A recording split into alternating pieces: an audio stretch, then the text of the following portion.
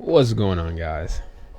Corey Owens. It's been a really long time since I've been live on Facebook, but I figure since I'm planning on doing a webinar soon with a couple of business partners that I would go ahead and kind of do a pre-roll webinar for free via this live stream. So what I'll be doing is walking you through the business evaluation document that I use to reach out to local clients who could use my services. And I'm going to kind of walk you through the process of creating those documents. Even though I already have one that's created, I'm going to walk you through how I came to creating the document, how I came to finding the information that I've put into the document, how I go about contacting the clients or the leads or potential clients of local businesses, and how you can position yourself to kind of become an authority, so that you'd be more likely to earn their business as opposed to selling them something they don't need. So we're going to serve these local businesses in a sense that you don't need to be a salesman. You're a servesman. That's kind of lame, but that'd be a pretty cool word. And it makes a little bit of sense when you think about how businesses feel when they are approached by salesmen. How do you feel when someone comes and knocks on your door and says, "Hey, will you buy my shit?"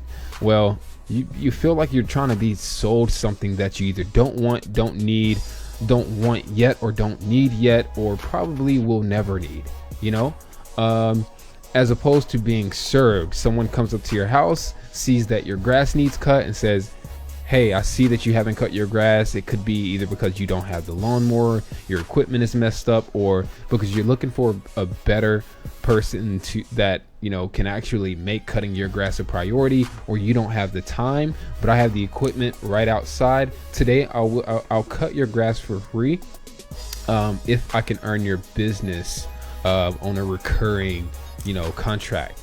And you're gonna be like, "He's gonna cut my grass for free. I don't necessarily have to hire him." And of course you can say, "You don't have to hire me, I'll cut your grass for free." If I don't have to hire you and you're here to cut my grass for free, and that I need my grass cut, and I know that I need my grass cut, hell, I'm gonna let you go and cut my grass. If you're talking about doing it for free, sure, leave your business card, and the next time I need my grass cut and I know I don't feel like doing it, guess who I'm gonna call? All right, so I've got my Facebook Live pulled up right now. I'm on my smartphone, so if you do want to post a comment, what's going on, guys? Facebook Live. Let me turn myself down here. If you do want to post a comment, and I see Brandon is here, Josh is here. Yo, will do, Josh. If you want to post a comment, if you have any questions, if you have any suggestions, advice, whatever you want to post down there, interact in this video and post stuff. If you want to reply to something that I say in the video, what's going on, Vashni?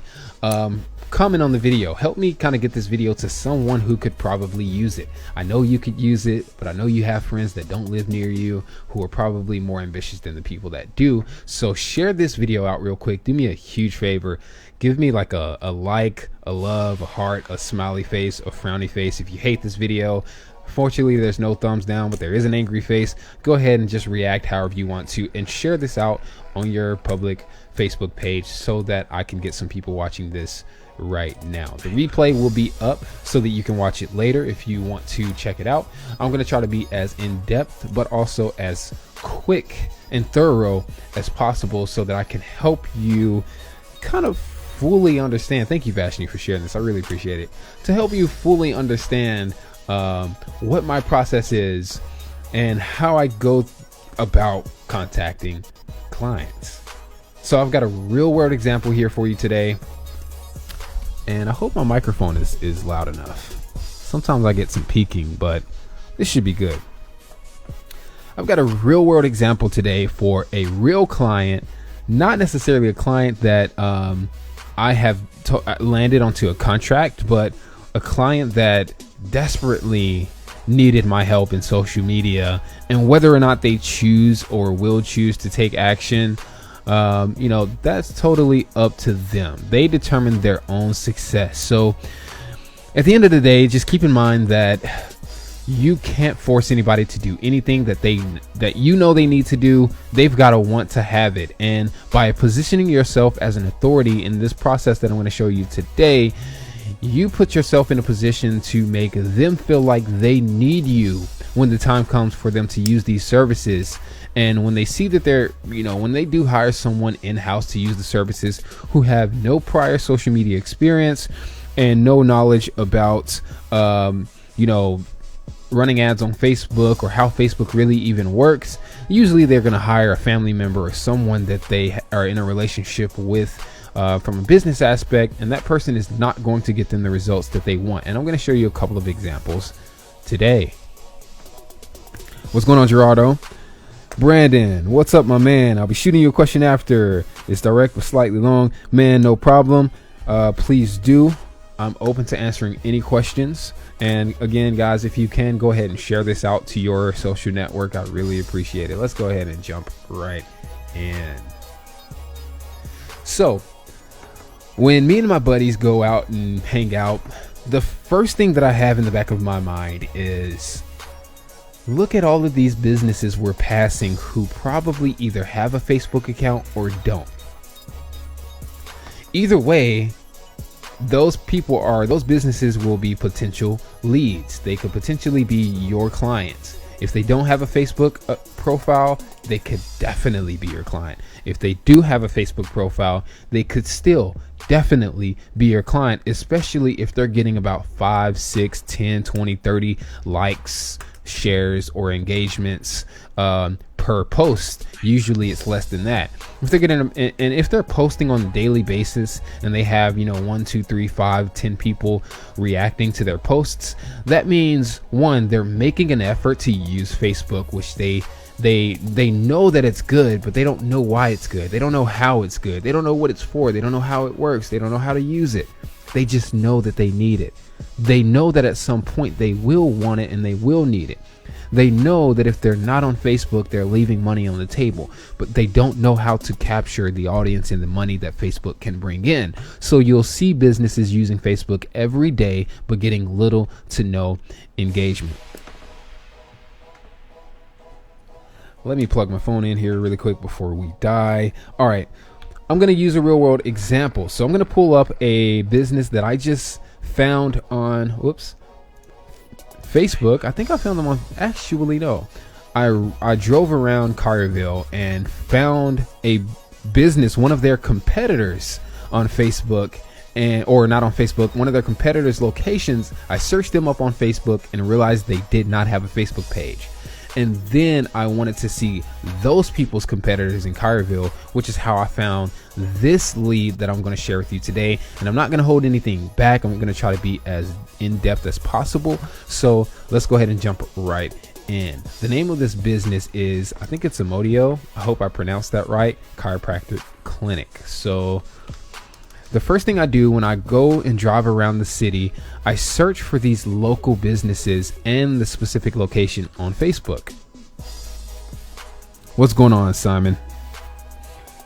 All right, so this is for you. I really hope that this is for you, because this is a no bullshit walkthrough on how to make $1,000 to $5,000 a month. Now, I'm not hitting $5,000 a month on a consecutive basis, but last year I did reach my $5,000 a month goal. So my income fluctuates depending on what projects I'm working on, and I don't just do social media marketing. I do all kinds of other things, but this year I am going to focus more on social media marketing because a lot of businesses need them. Of course, I can't take them all myself. My goal is not to take over every single business in the city, in the state, in the world. My goal is to take over the businesses that I care about, because what better way to do social media marketing than for a business that you actually like, right? Don't go and find a restaurant that you could really care less about and start running ads for them, because your goal at the end of the day in that situation will be the money.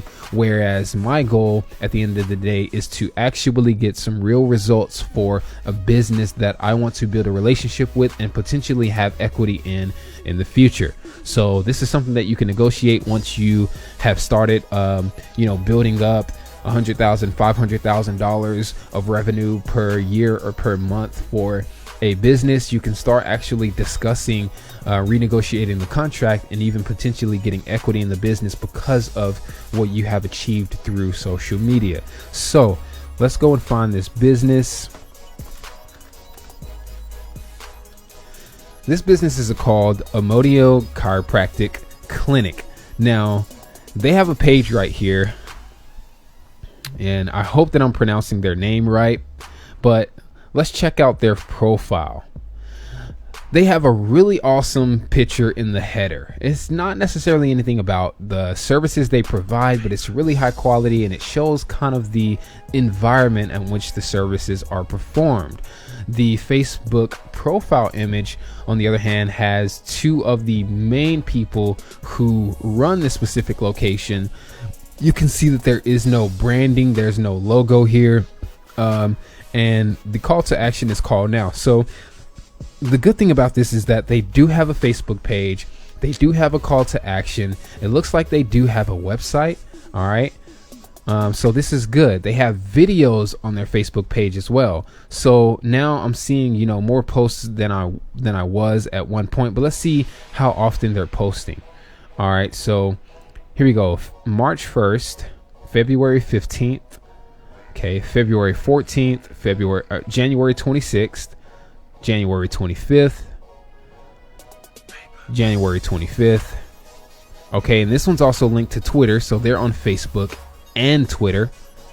And you see they have one person that commented, and this is someone that they know, so this is not a organic reached potential lead. This is someone that they have a relationship with, so maybe a family member.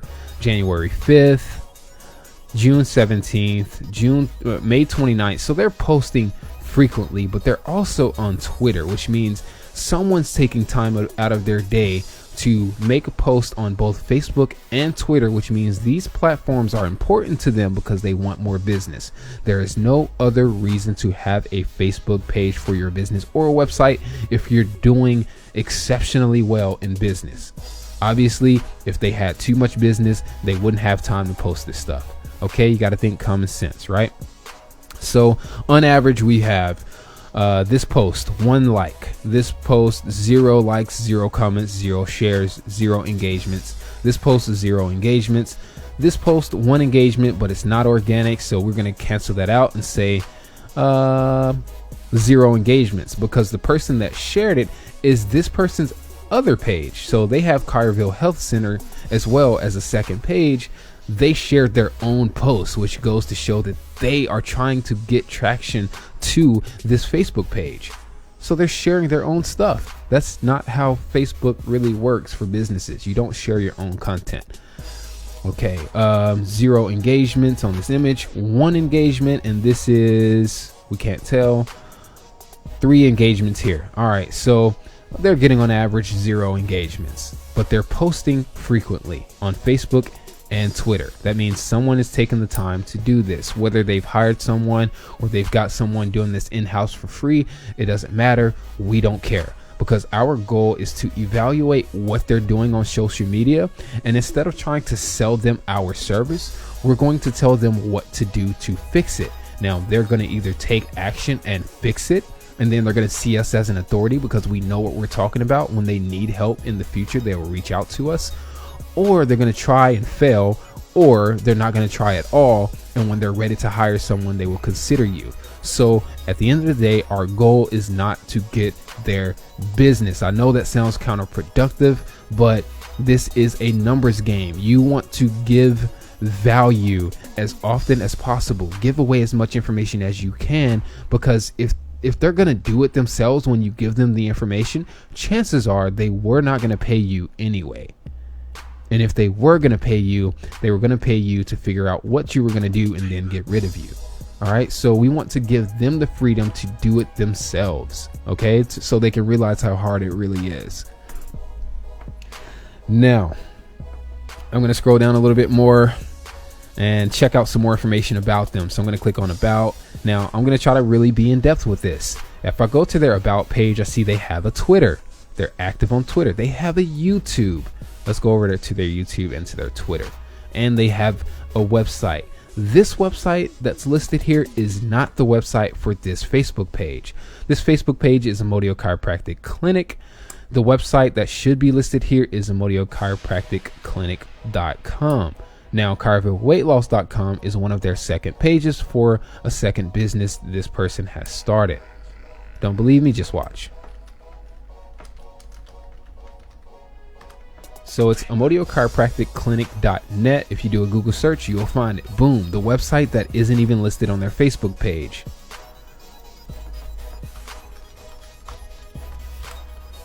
ChiroWeightLoss.com is a secondary website which should not be listed. All right, we got audio coming in. Can we pause it? Perfect.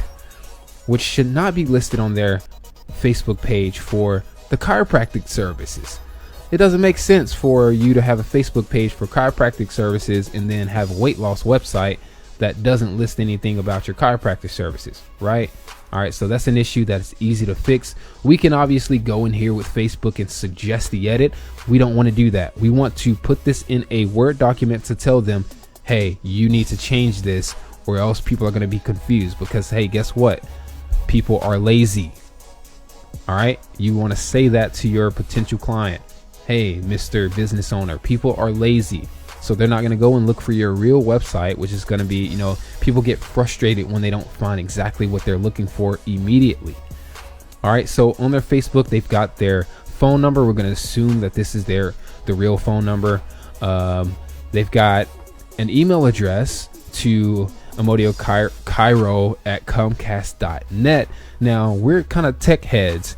If you know anything about search engine optimization, SEO, you'd know that this is an issue because what they should have is, Steve at AmodioChiropracticClinic.net. Their real website should have a real email address, not a Comcast email address. But if he has a Comcast business account, he won't understand that. That's just a suggestion that you can make. Now, here's their real website, AmodioChiropracticClinic.net. There's no need for the ChiroWeightLoss.com website to be here. All right, so we've got some good and some bad things about this website. The good side, they're on Facebook. They're using Facebook often. They're on Twitter. They're using Twitter often. They're on YouTube. Boom, boom, boom, boom, boom. They are not using YouTube often, and they don't have to. They've got plenty of videos. But check this out. You can look at the videos and see how many views they have on each one so that you can get an average of how many people are watching their videos, right? They've got a Twitter, boom, March 1st. Happy March 1st. My hours are changing. I'll be regular, blah, blah, blah. No engagement, zero whatsoever engagement on any of these posts. So I'm not sure who's posting this. This is an ad, but they're getting no engagement and they're on Twitter often, which means they care about Twitter. They care enough to be on here to post stuff. We see that they are taking pictures of text. If you're going to look at a picture on Twitter, why are you going to look at a picture of something that you have to read? That's, again, counterproductive. So these are things that they don't understand social media. This is a plus for us, right? So looking at some little common sense things that you want to take note of as you're evaluating this person's social media presence. Let's go back over to Facebook, and I'm going to click on photos. In the photos, we want to see how many pictures we have that are directly related to their services. Now, I can understand not necessarily taking pictures of people who are, going in for chiropractic services, but, they have a few photos in here of their environment, their location. And it seems like they've been posting a lot of pictures, and that's good, but they're getting zero engagement. So who's seeing these pictures? No one. Their family, if anybody. Let's go down to likes. This is the fun part. This is the one thing that I really like to see. So when these people first set up their Facebook page, they probably got 65 total page likes or about 60 likes in the day that they set up this Facebook page, because what they generally do is convert their Facebook friends or invite their Facebook friends to like their page. Those friends that they have invited are not necessarily qualified leads for this business. So technically, zero people actually organically like this page, right? you've got one person talking about this, and that could either be a family member or one of his other pages, because he probably shared something that was directly related to this page from his other page, hoping to get more exposure. So the thing to note is this person's business, they want more exposure, and they're actively putting time into getting more exposure. Why do they want more exposure? Because they want more business. These people are located on Highway 72 in Collierville, right outside of Mississippi, and they're right on the edge. So I'm sure they get plenty of traffic that comes through, but not many people really know what their location is. Because if I go back over to photos and I click on the picture of the front of their store, or this office, you see no signage out here that's in any way legible to tell you what this business is. Now, of course, there's a sign at the street, but most people, when they drive by, they look at buildings. But then again, a lot of people are searching for these services on Google and Facebook. So if they don't come up on Google and Facebook organically, then someone, most likely their competition in Collierville, is going to get all of their business. All right, so let's go down to videos. One thing that I want to note here is if you have, or if your customer or client or your lead has a YouTube account, it's probably best that they keep their videos on their YouTube account and not double upload them to Facebook and Twitter and to their website. Okay, so it's a plus that they have a YouTube account and they have videos uploaded, but they've got their videos also uploaded on Facebook. I only recommend having videos uploaded on Facebook if the client or the lead is potentially going to use the video for an advertisement. But even then, we kind of want to link them to the YouTube video because we want to get the most engagement on the YouTube video to build up as much of an audience as we can. These people are on Facebook, they're on YouTube, and they have videos on their website. When I click on the videos on their website, this is an issue. Of course, let me let it load for a second. It's going to download the video to my computer. I click on watch. Boom, the video started downloading. I don't want this. No, cancel. I want to watch the video right now. So this means it's hard for me to get the information that I want from this client, which means I can go and tell them, you need to fix this, this. I'm taking the time to tell them what they need to do. So there's our Facebook evaluation. Key points that I want to mention. They have no branding and no logo. Okay, they do have the business images, which is, their profile picture, which is here. This is a good image to have. It's nice to see a face or two faces of someone that you can recognize when you visit the place. And then this is a pretty good picture to have so that you can know what the place is going to look like before you go. But there's absolutely no branding here whatsoever. That's something that we can recommend, even something we could provide. If you're a graphic designer, design them a logo. If you're not a graphic designer, go to Fiverr.com and spend $5 on a logo. Try to get something custom that actually looks nice, assuming they don't have one now. This logo they can use on their print, the materials that they use to print. This logo they can use on their Twitter, on their Instagram if they get one, on their website, on their business cards, on their flyers, etc. Okay? This is our Facebook valuation. This is the most important because let me tell you a little thing about Facebook really quick. I'm going to go over to my news feed.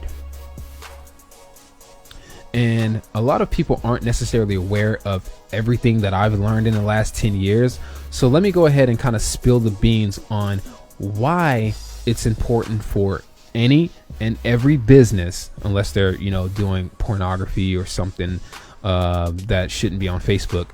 Why it's important for any and every business to actually be on Facebook. As I scroll down through my timeline, I'm going to look for pictures, and you are not going to see this on your Facebook, on your phone, on your desktop, on your laptop, unless you know how to enable this feature. But let's see if I can zoom in. Let's see.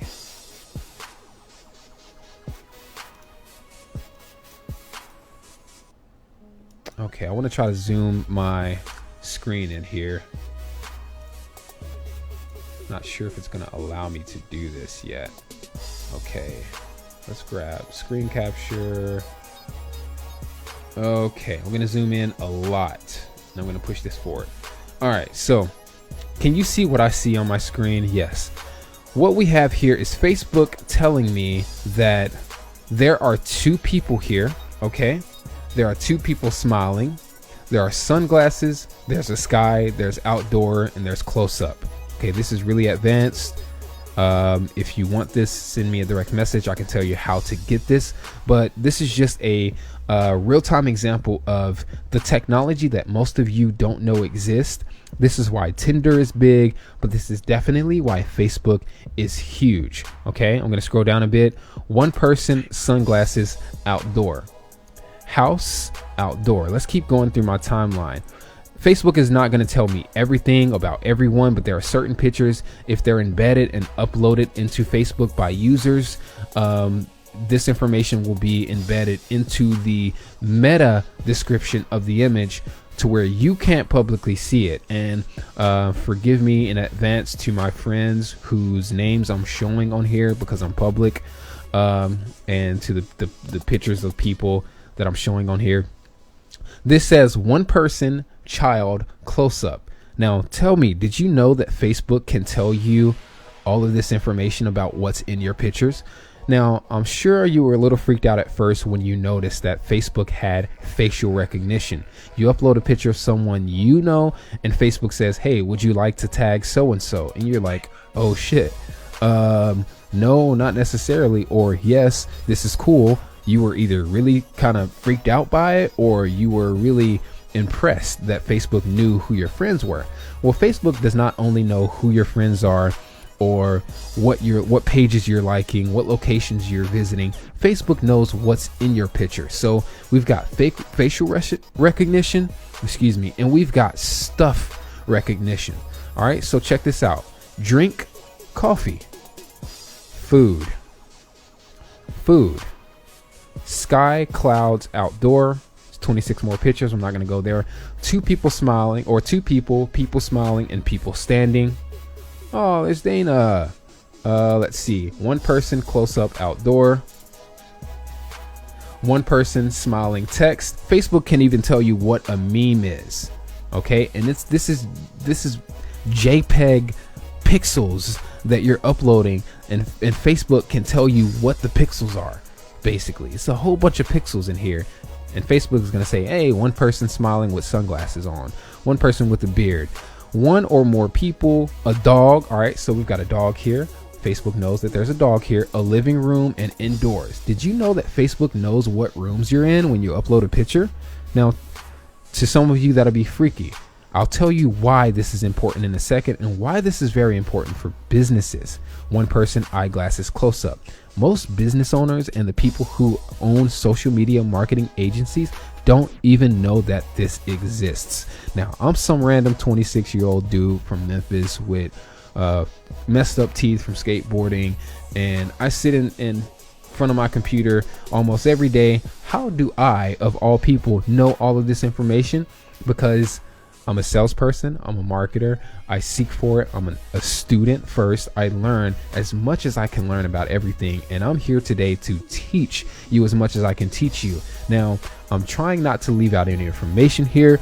If you find that this information is valuable, comment on this and share this out. Share this out. If you can take a second right now to share this on your timeline so that all of your friends can see it. And if you do that, if I get as much engagement as I believe I can get on this video, I'm going to give away even more free stuff to help you make more money this year. Okay. So thank you guys for reacting to the video and for sharing this out for me. Let's keep going. I want to go through a few more pictures. One person close up, two people smiling close up. Usually there are a couple of really cool things that you can see on here. But I want to find something cool. Night, outdoor. Okay, that's, not bad. Sometimes people upload pictures that have a lot of stuff in there that you'd be surprised Facebook can detect and track. All right, so based on all the pictures that you are liking, commenting on, sharing, even scrolling down your timeline and stopping to look at, Facebook can say, hey, this person has liked 1,000 pictures, and in these 1,000 pictures, they all have two things in common. Each picture has a girl in it, at least one girl, people smiling, and they're outdoors. So we're going to sell this information about this person to businesses who have, outdoor products, right? So Facebook is not a social network. It's an advertising platform, and you are not a person on Facebook. You're a product on Facebook.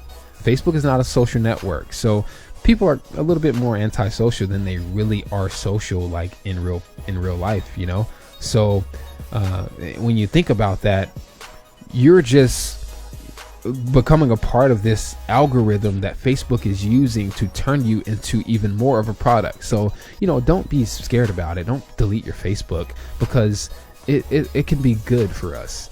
But at the same time, if you're the kind of person that wants to capitalize and you want to get into capitalization, then this is perfect for you, because you can educate businesses on this information that they don't know.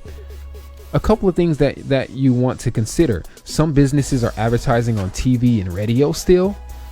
Some businesses are advertising on Yelp, and they're spending at least $700 a month if they have a Yelp video on their Yelp account. So you want to look at Yelp to see if they're on there, and if there's a video, they're spending at least $700 a month for Yelp. They need to get rid of Yelp and go straight into Facebook ads, and I'm going to tell you more about that in a minute. But let's find a few more images, because I want to see if we can come across something cool while I'm live. Let's see. And again, I said it's only going to be pictures that people have uploaded directly. One person, cat. Okay, so Facebook can tell you cat.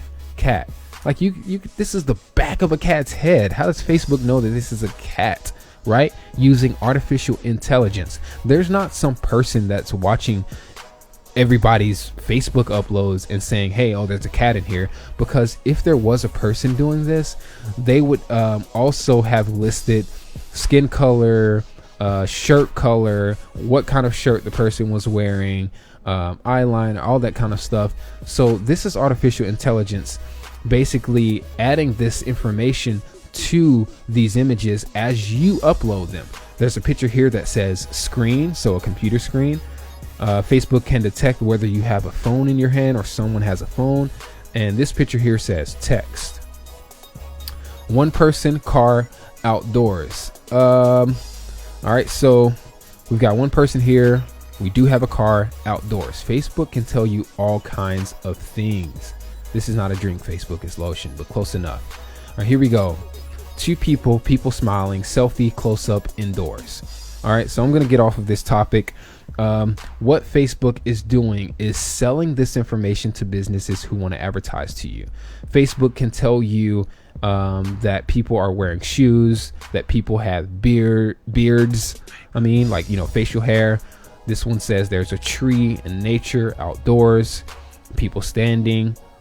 All right, here we go. Here's an example. That's what I wanted you to see. One person, beard, indoors. So I'm sure Josh Scott at some point has seen an advertisement on his Facebook for beard related products. He thinks that maybe he saw them because he liked a beard page or because he's looked at beard websites. No, it's because Facebook knows he has a beard. Okay, and Facebook is selling that information to businesses who want to advertise. All right, so here's another example, meme and text. So Facebook knows what a meme is. So when you go and like memes, Facebook is going to show you more people in your timeline who post memes, so that you can basically get what you want out of your Facebook experience, right? And keep using it and keep being the product. So why is this important for businesses? Because unlike Google, when we search for certain things, let me show you a real example here that I've used to get some pretty good business myself. I'm going to go ahead and close these out. Let's see, YouTube. I'm going to go to Google and search anyone know website design. And let me zoom back out really quick.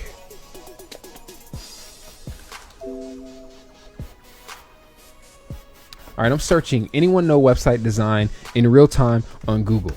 What are we going to see? We're probably going to see people selling us website design. So the first thing we see is an ad, Nashville-based web developers.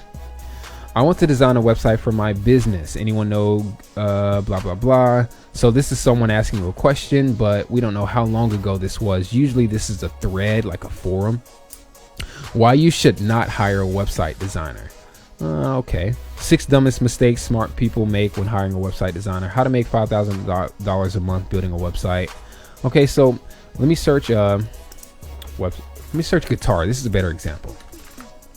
If I search guitar, everything I see is going to be basically a sales pitch to me for guitars. All right, so Musician Trend, Amazon.com, Sweetwater, Guitar World, Guitar Center, Lane Music, Circle Music Center, guitars, blah, blah, blah. Facebook is becoming a marketplace now, but what Facebook has that Google doesn't, whoops, how am I downloading something? Is this information. So let's open up Facebook in a new tab, and I recommend doing most of this from your desktop. And let's search guitar. Now, the first thing that's going to come up is products from groups. Obviously, we're being sold more and more often on Facebook because it's turning into a marketplace. We've got places that show up where you can buy guitars. We have pages related to guitars full of communities of people who like guitars. But let's click on the latest tab.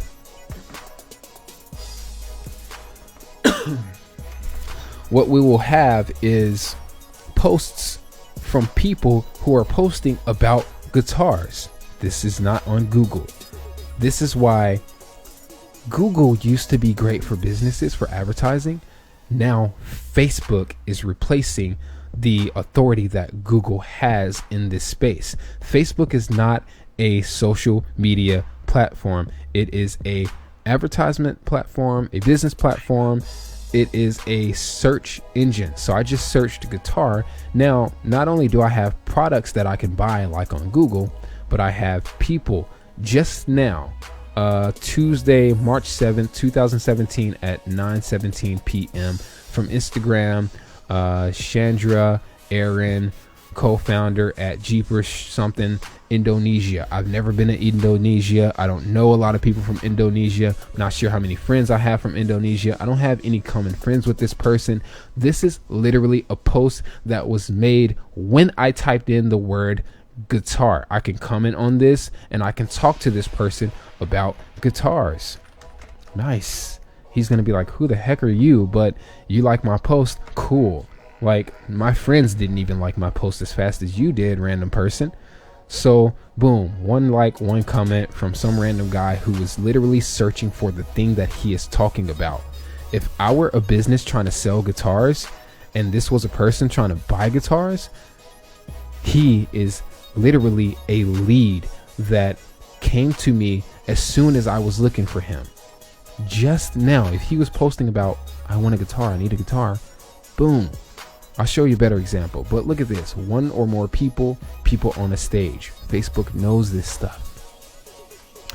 Let's use an example that I actually put into practice for getting business. Now, I'm not expecting any of you to remember any of this stuff. I'm just showing you. This is going to open your eyes a little bit of how important it is to use Facebook for business and how important it is to understand that there are businesses who want to pay someone like me, a random guy who, doesn't have a big office.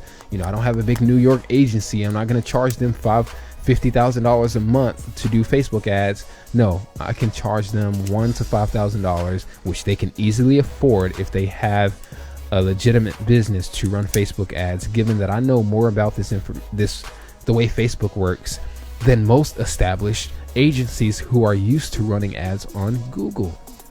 All right, so I'm going to do a real search for something I actually use. So this is what I like to type. Anyone know web design?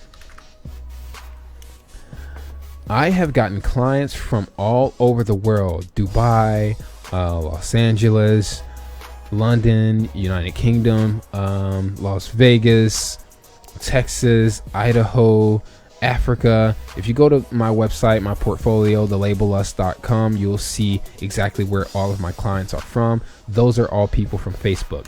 I'm going to click on the latest tab, and I'm going to scroll down a bit. Sometimes these aren't, it's not going to give you exactly word for word what you searched for. But let's see. Let's see if I can find a lead in real time for you from the last 12 hours.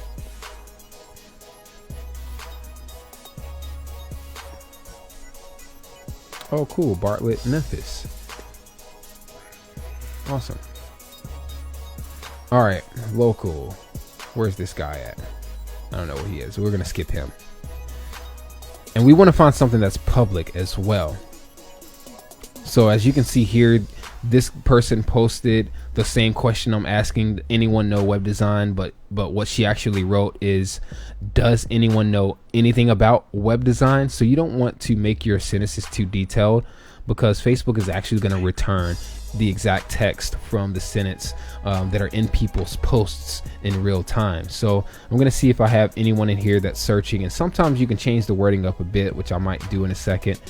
Let's see. Anyone out here design web pages and hosting? Let me know. Looking to start one right away. Want to try and keep it local. Usually I can find people who want to outsource. This is yesterday at 4:22. So let me reword this.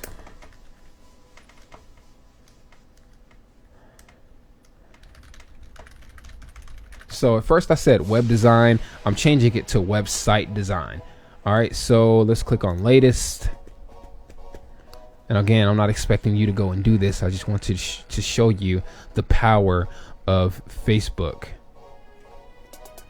And a lot of times you'll see a guy like this who posts his shit everywhere. Okay, let's scroll down. Local. Looking for a freelance developer designer who can translate an existing site to WordPress. Basically, he means transfer an existing site to WordPress. Pretty small project, but just above my technical know-how. Anyone have recommendations? Unfortunately, this post is not public to where I can comment on it, so I'm going to skip it. Otherwise, that would be a lead. All right, let's see. If you or anyone you know is good at building, designing websites, please DM me. Thanks. So he wants you to direct message him. I don't mind doing that. I would go and send him a message, but I'm also going to comment on his status anyway. But this is 11 hours ago. Again, less than 12 hours ago. This guy's from Chicago, Illinois, and it's a public post. I searched in this Facebook search engine, anyone know website design? His status was, if you or anyone you know is good at building, designing websites, please DM me. Thanks. All right, obviously he's looking for a website developer. Most people who are looking for this don't care where you're located. They just want to get a website up. They want it to look great. They want it to function. They want it to work.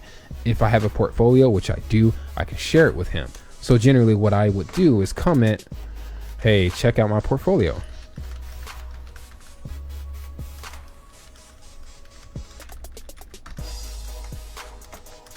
And I'm going to link him to my website, and then I'm going to say, hey, we'll DM you.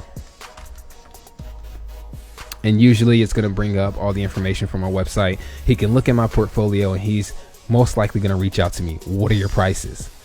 He's interested. I didn't tell him what my prices were. I just gave him what my portfolio was. So again, this is not for you to get local clients. I do have a full 30 plus videos of how to design a WordPress website if you don't have the money to buy one. And if you get a local business like a restaurant that doesn't have one, that needs one, you can charge them upwards $5,000 to design it for them and go through my free videos to set it up for them. Believe it or not, it's all there. Okay, so I'm telling you, I'm not leaving anything out. This information is free. The course is free. It's available on YouTube. I'll link you to it shortly. But this, I just found a potential lead who is looking for my services less than 12 hours ago. I posted a comment. He's probably going to send me a friend request, but he wants me to DM him. So let's follow the rules. Let's send him a message. I'm going to send him, say, hey, sent you my portfolio. Because we're not friends, he is going to get a message request or whatever. But, he's likely to reach out to me since I also sent him a portfolio and DM'd him like he asked me to. But why is this important for local businesses?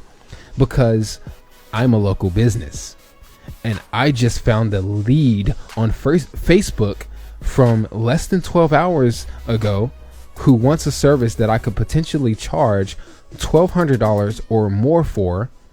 Okay, you get where I'm going here, to build a WordPress website for this guy in Chicago, Illinois. Okay, you see what I'm saying? I'm a business, right? I'm looking for leads. This is a lead.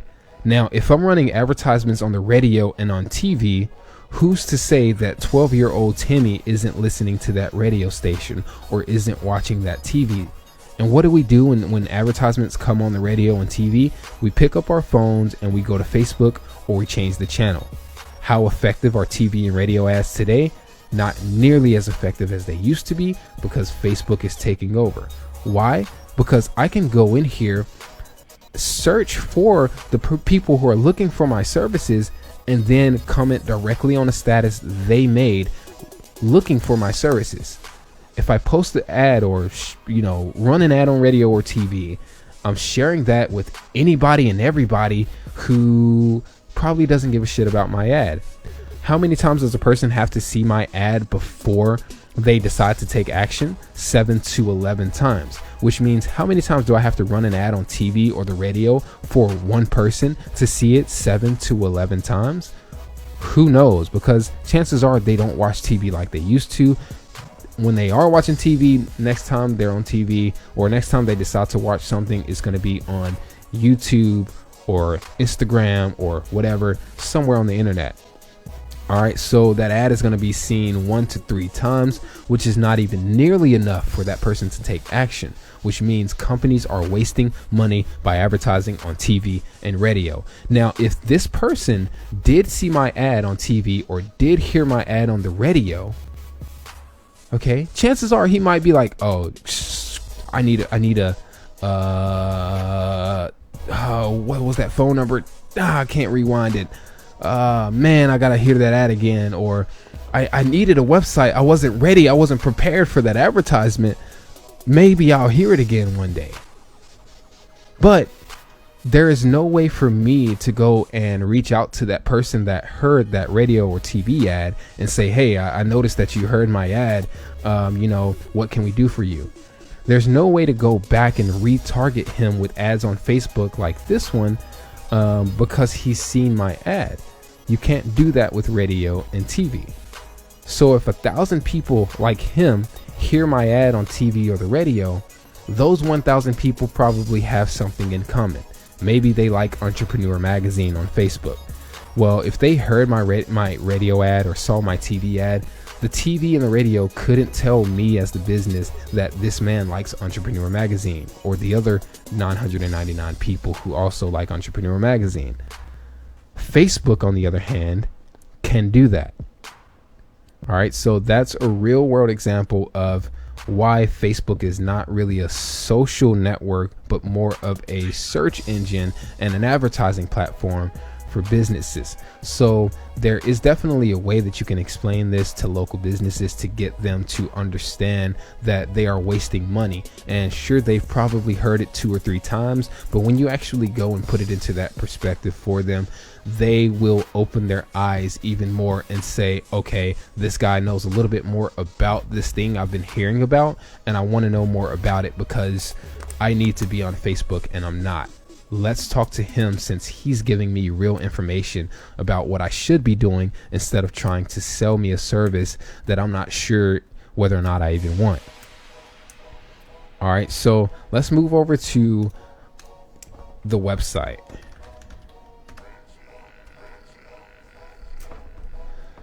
So on their websites, the first thing that I notice is that the website looks kind of outdated, but it still looks kind of good. So they don't get too many points deducted for having a somewhat outdated website.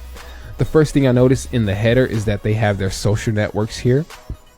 That's a plus. You always want to let your leads know like what they're doing well, just as quickly as you would let them know what they're not doing so well, so that you can give them credit where it's due.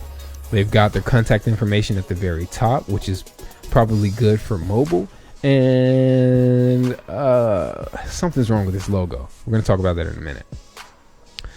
I'm going to scroll this window down to see if this is mobile responsive. It might be mobile optimized because there may be a different version for the mobile phone, but it doesn't look mobile responsive because everything should fit into this window if this website was mobile responsive. Let me give you a little bit of an example.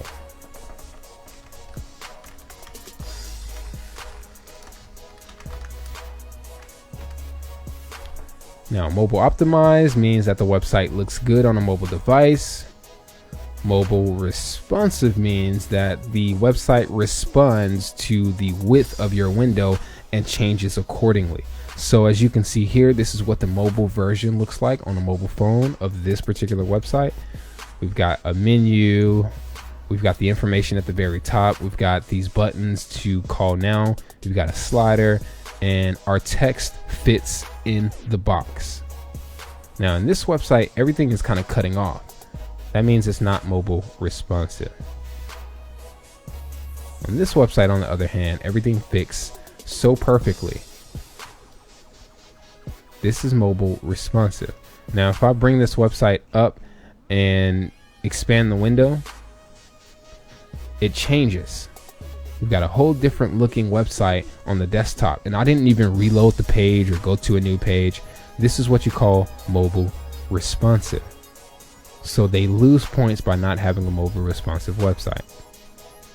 They also lose points by not having official logo. So this logo here, let's go over to Google. Let me show you exactly what I'm talking about. So let's search chiropractic logo.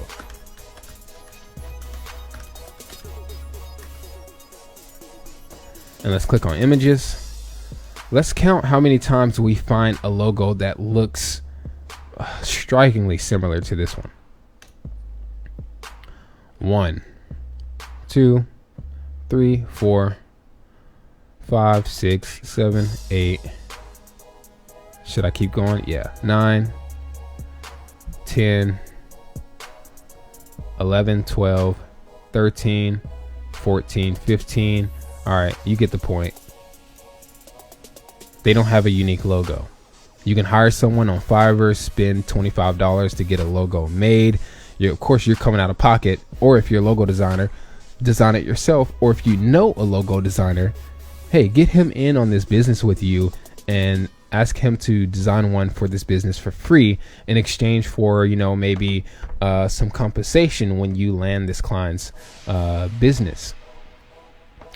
On their website, they've got text that's kind of embedded into this image. Let me open this image in a new tab, which means Google cannot detect this text, and there's no way to use this in search engine optimization. It's not SEO friendly.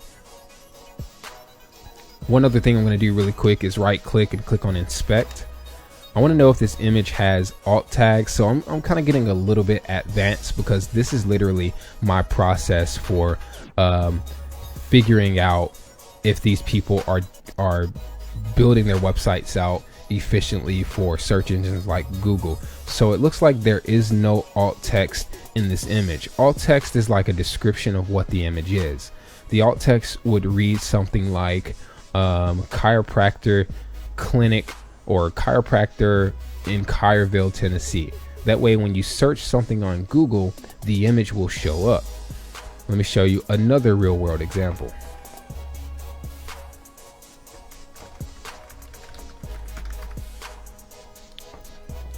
If I go over to something like thelabellust.com, you'll see, even not just on the homepage, I'm going to just show you the homepage right now. This is one of my websites that has my portfolio of website designs. But these images embedded, all of my images have alt tags for SEO purposes. The images aren't really important. It's what the images can do in Google. So let me go over to Google. Hey Rob, I do have a course for building WordPress websites right now on YouTube. I'm going to post the link in the video once I wrap up the live stream. But I am preparing a course for social media marketing for local businesses right now. I just wanted to do a couple of live streams to give people some insight on what's possible and how they can really use this to their advantage to make some money from home. So in Google, I'm going to go and search independent artist branding. So my other website is independentartistbranding.agency. So in my domain name, I've got keywords: independent artist branding agency. 4 keywords: independent artist branding and independent artist branding agency. So this is one of the pictures that shows up. It has alt tags. Here's another picture. Boom. Here's some more pictures. This is actually 1, 2, 3. This is actually 4 or 5 pictures in one. Another picture. So if I go over to Google, I'm going to type independent artist branding, and then I'm going to click on images. And I'm going to count out. Okay, you see that picture right here? You recognize this from my first website? It's because I have alt tags in the image. It's the first image that shows up. And I can even open this up in an incognito window so that my cookies aren't tracked. That way you know that the search results are organic. So I'm going to search for this in an incognito window.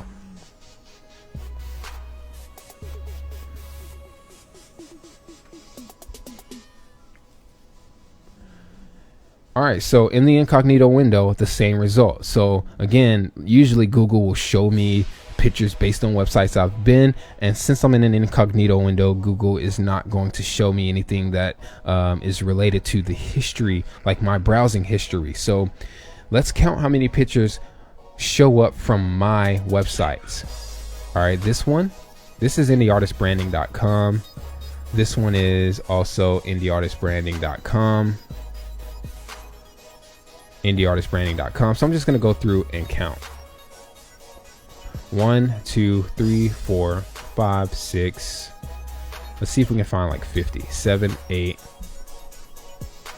9, 10, 11, 12, 13, 14, 15, 16, 17, 18, 19, 20, 21, 22, 23, 24, 25. These are all at the very top of Google. 26, 27, 28, 29, 30, 31, 32, 33, 34, 35, 36.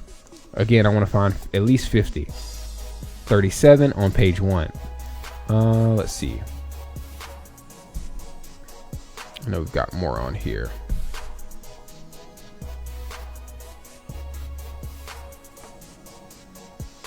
$38, $39. Perfect. I think that's what, yeah, 40. Can we find 10 more? 41.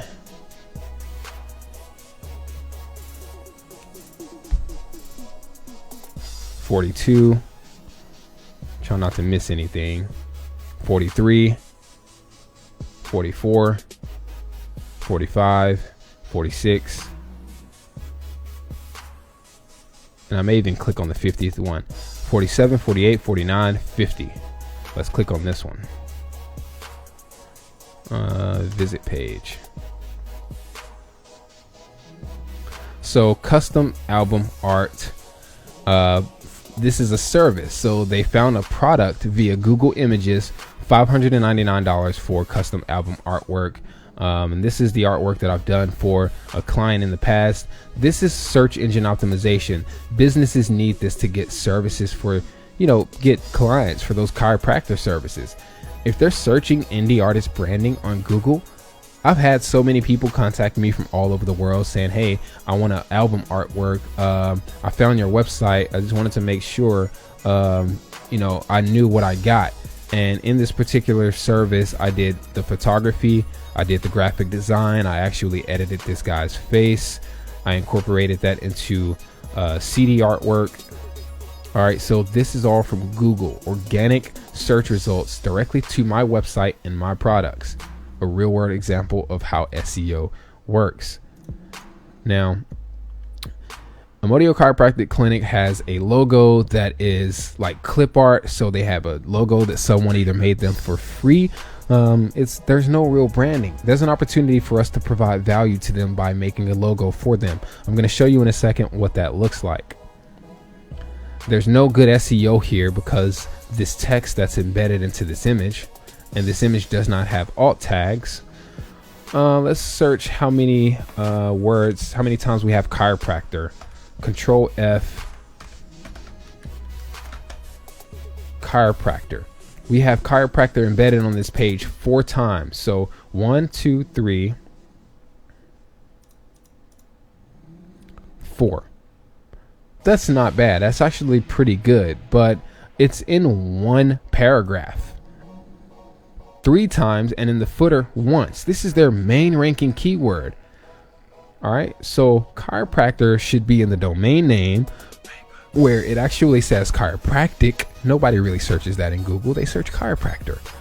Chiropractor should be in the header, which this phone number looks like a header. There's no header here that shows the word chiropractor. All right, and chiropractor is in this paragraph 3 times. That's pretty bad SEO because the fact that this is in this paragraph 3 times, it looks like twice in one sentence and once in the following sentence. Google probably feels like they're just throwing this keyword in here 3 times to try to rank for it, which means they're going to get a poor rank. Another thing I've noticed right off the bat is that this website is not registered through HTTPS. There's no SSL certificate. I will have a course where I explain all of this in detail, in a way that you can understand it. I'm not really telling you this stuff right now for you to learn it. I'm telling you this stuff right now for you to see me point out real world problems that a legitimate business has that I can fix. Because social media, quote unquote, is not the future, it is the now. All right, internet is now. And if they're doing bad on their internet, they have a decent website, they probably spent a big buck on the website, but they spent money on someone who didn't have their best interest in mind because they were out trying to get a buck to make the website. They threw stuff on there in a way that, it's not high quality. All right, so this has bad SEO. The website is not responsive. There's no SSL certificate. The logo is not a legitimate logo.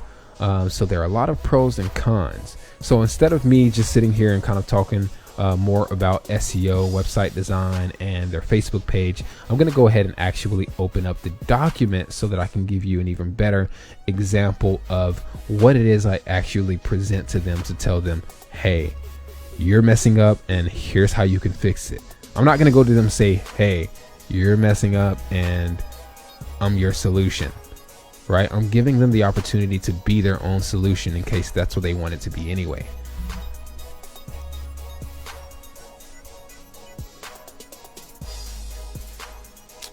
All right, we want to go to,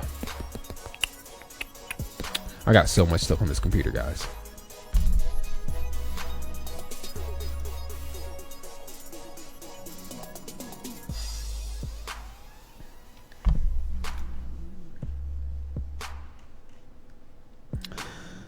All right, so here I have inside of this folder all the things that I'm going to use to basically present to this client. The first thing I'm going to open up is the document, and I've got this entire folder available to download in Memphis Entrepreneur Club. I also have a status on my Facebook page.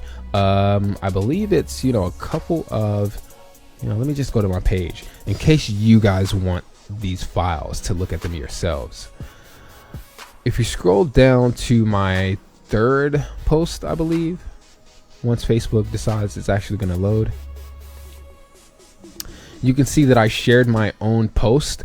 Click on the post, and if you're on mobile, you can actually click on the inside of this square that the post is embedded on, and then that will bring you to the real post.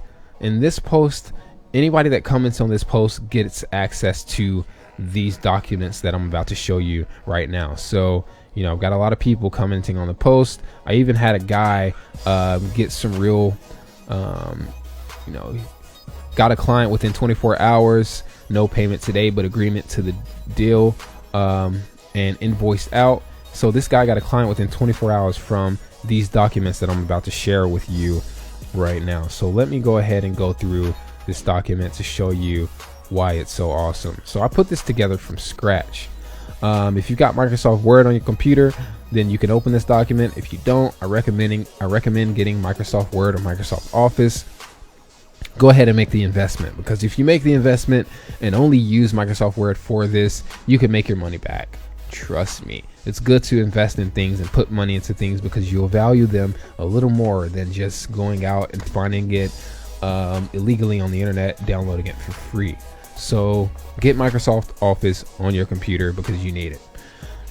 Here I type in Dr. Stephen and Dr. Keith Amodio DC. I think that's how you say that. They're like dentists or something. I don't know. What does that stand for? Somebody post in the comments below. I know it's not dentist, but like doctor something. Chiropractor. I don't know. What does DC stand for? Look that up for me. Or DCS. Here's what I typed out. Below, I've highlighted some areas where I believe your digital presence and influence can be improved. I've separated key features into organized sections to help you best understand the effectiveness of your digital marketing. I understand that your time is extremely valuable, as is your business and its growth, so I'm going to get right to the point. And keep in mind that you don't have to be extremely professional when making these. Be yourself, because you yourself are going to walk into the location. It doesn't matter what you're wearing, it matters, but generally it doesn't matter what you look like. You don't have to look like someone to present yourself in a way to be seen as valuable to, as a valuable asset to a corporation. If you can be yourself and provide value at the same time, that's of the highest value that you could potentially be for these people. What I say is, why should you care? And who the hell am I to be sending you emails about your marketing? That's how I talk. That's why that's how I'm going to reel this guy in and to get him to keep reading. This copy here, I'm going to take an excerpt from this copy, post it into the email that I sent him as well. And in the email, I'm not going to include all of this text, just enough to get him to open up the document. All right. It says, I've noticed that you're publishing posts at least 3 times a month. That's the average number of times most physical locations publish posts across their social platforms. Great call for deciding to be active on social media. I led in with a compliment. Okay, I didn't say, yo, dude, you fucking up. All right. Excuse my French, but we're all adults here and we're talking about making money. So what I also wrote was, many businesses have an account set up but aren't active, like one of your competitors. And I even linked in the document to their website, Carville Chiropractic, which is their competitor, who I initially went to before creating this document. As a business owner myself, I understand the now obvious difference between liabilities and assets. Though it costs little to no money to host a website or register a social profile, most businesses, big and small, have yet to truly turn their digital real estate into profit-generating assets. Fortunately, I'm not one of those people, and I don't want you to be either.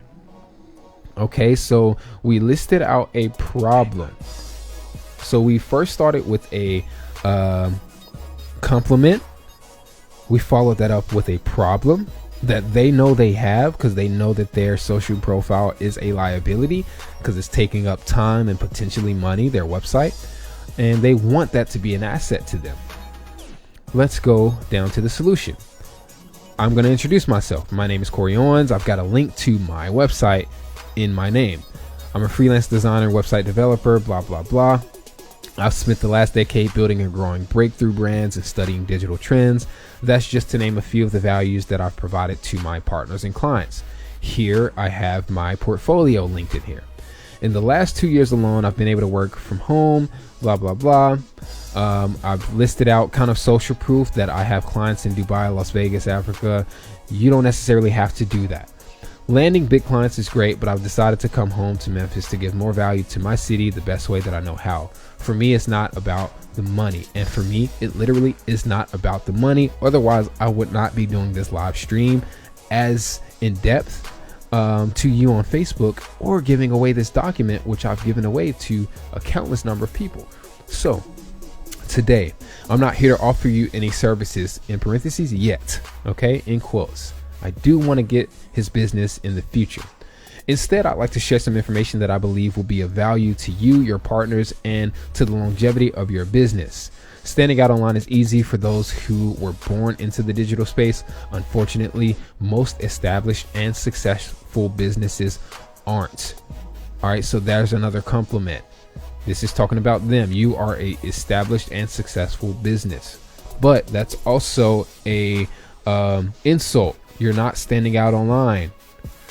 One of the biggest mistakes any business owner can make in such a digitally involved society is opting out of digital media because they tried it and it didn't work, in quotes.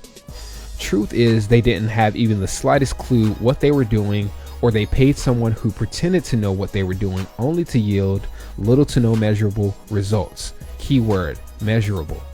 TV and radio does not really give measurable results. And because it left a bit of bad taste in their mouth, they completely eliminated digital marketing from their budgets, from their branding, and from their business. Usually business owners decide to run their own social profiles, and because, quote unquote, it didn't work, they decide not to use it. They decide it's not for them. They say, hey, we tried that and it didn't work. Well, guess what? Someone came and tried your food at your restaurant and they gave you a bad review. Does that mean that your restaurant doesn't work? Does that mean that your food is not a good product? No, that does not mean that Facebook doesn't work. That does not mean that Facebook is not a platform worth having in your business. So just because one person had a bad experience, unfortunately for them, it was just a bad day. Many companies still resort to TV and radio advertising, which seems great at first because that's what all the other lookalike companies are doing, right? Well, have you ever heard of effective frequency? So I linked this out to a Wikipedia post because some business owners either don't know this information or they forget it. Usually they don't know. That's the number of times a person must be exposed to an advertising message before the response is made and before exposure is considered wasteful. Usually a prospect for a mid or a big ticket product or service must be exposed to an ad about 9 times consciously, keyword, before they convert into a client. How many times must you run the same TV ad for one prospect to be exposed 7 to 9 times? How can you track whether the person is exposed to the ad is qualified to purchase your product or service in the first place? You can't. Rhetorical question. 10-year-old Connor won't care about your commercial. Besides, most people who are qualified will switch the channel or station when your ad is aired. Most of your audience, believe it or not, is generally more active on Facebook, Instagram, Twitter, and YouTube, and are likely to be presented with ads on those platforms daily based on their Google search of, and in quotes, I put a Google search that's directly related to his business, lower back pain relief. That's what I would search as a client. If I got in a car wreck, if I just had back pains and I needed to see a chiropractor, what is my first thing to search? Lower back pain relief. We're not searching chiropractor. We're looking for a DIY solution. And if I find a blog post on their website, because I'm in Caryville and I Google lower back pain relief, I should see lower back pain relief blog post by Caryville Chiropractic, Caryville, Tennessee, how we can help you, but here's how you can do it yourself. They're going to become an authority to me, but guess what? They don't have a blog. You know who's going to get that business? The other chiropractor place, or no one. Where they'll read some blog published by a local company on a website that has incredible search engine optimization. Unfortunately, this business does not. You're leaving money on the table and a bunch of other stuff like demographic reports and analytics data left by visitors to your website. Remember, if you go and find that post on my Facebook, comment directly on the original post, not the one I shared, the original post. I will give you this document with the same text in it. Just comment on the post. If you're not tracking your web page with the Facebook pixel, I'll show you what that is in a second. Your newer weight loss site has one installed. Great job. I put that in parentheses. Always give a compliment, but it's almost useless if you're not using that incredible data to run retargeting ads to the lookalike audience. So I linked this text out to the Facebook business page that explains what a lookalike audience is. Of users who visit, then leave your website without contacting you. Let me read that again. But it's almost useless if you're not using that incredible data to run retargeted ads to the lookalike audience of users who visit, then leave your website without contacting you. TV and radio ads can't tell you what the household income is of the mom who just watched your ad for the first time and wrote your number down on a napkin. That's the power of Facebook. You can even target users based on the videos they like or watch related to, in quote, back pain.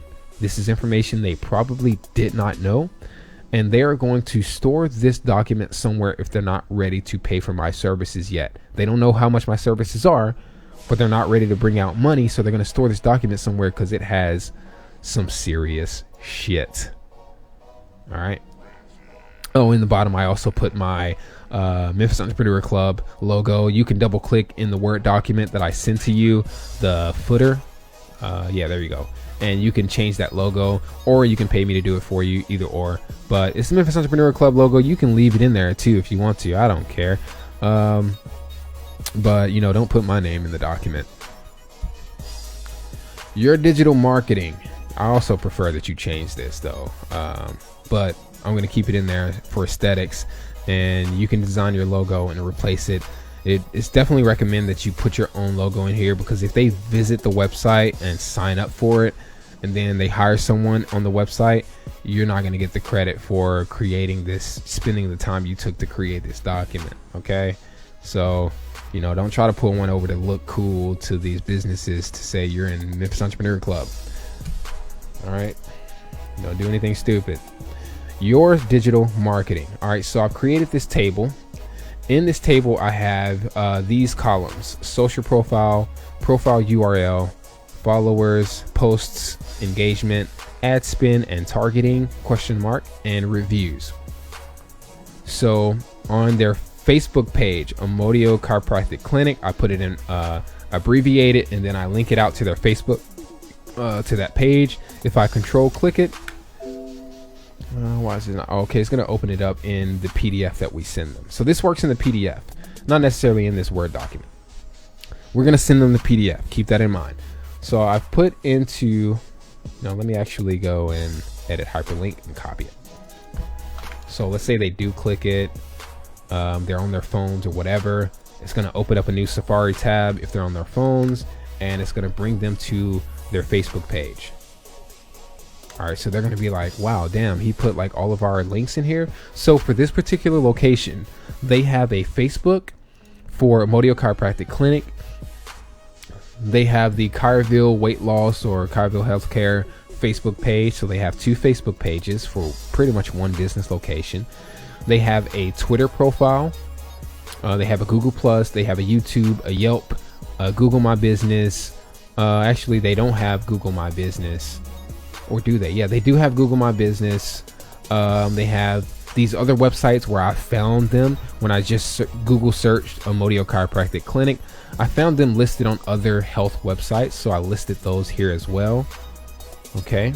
And you don't necessarily have to have this many listings. If you find that your potential lead is not on Yelp, then just get rid of the whole Yelp. Delete those sales. You don't need Yelp if your client is not on Yelp, or you can put not available so that you can go back and use the document again later.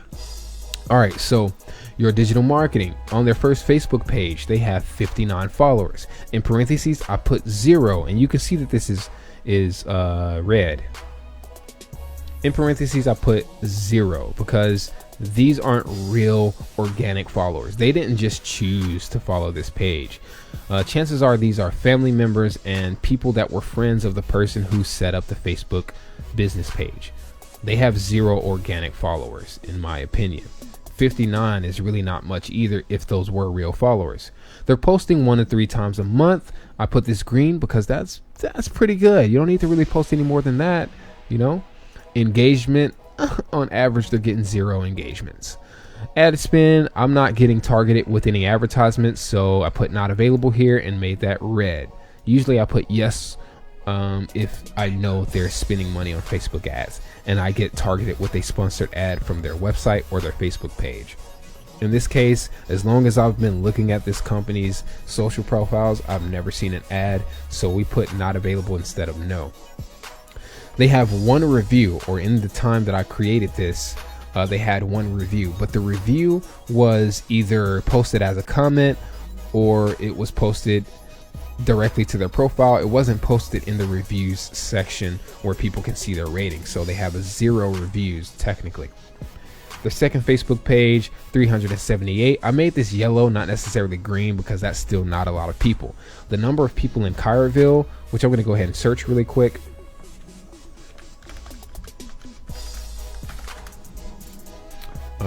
is huge. All right, 0 followers, because again, when I went over to their friends, which I might be able to see this. Let me see. Edit hyperlink, copy. Let's go over to Facebook and check out this page, because I want to show you something.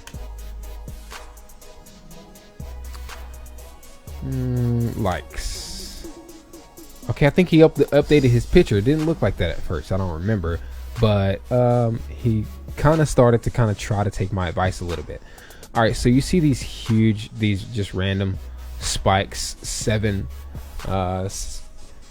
new page likes. Something's happening here where they're probably sending out like requests, like, hey, like my page, hey, like my page, hey, like my page.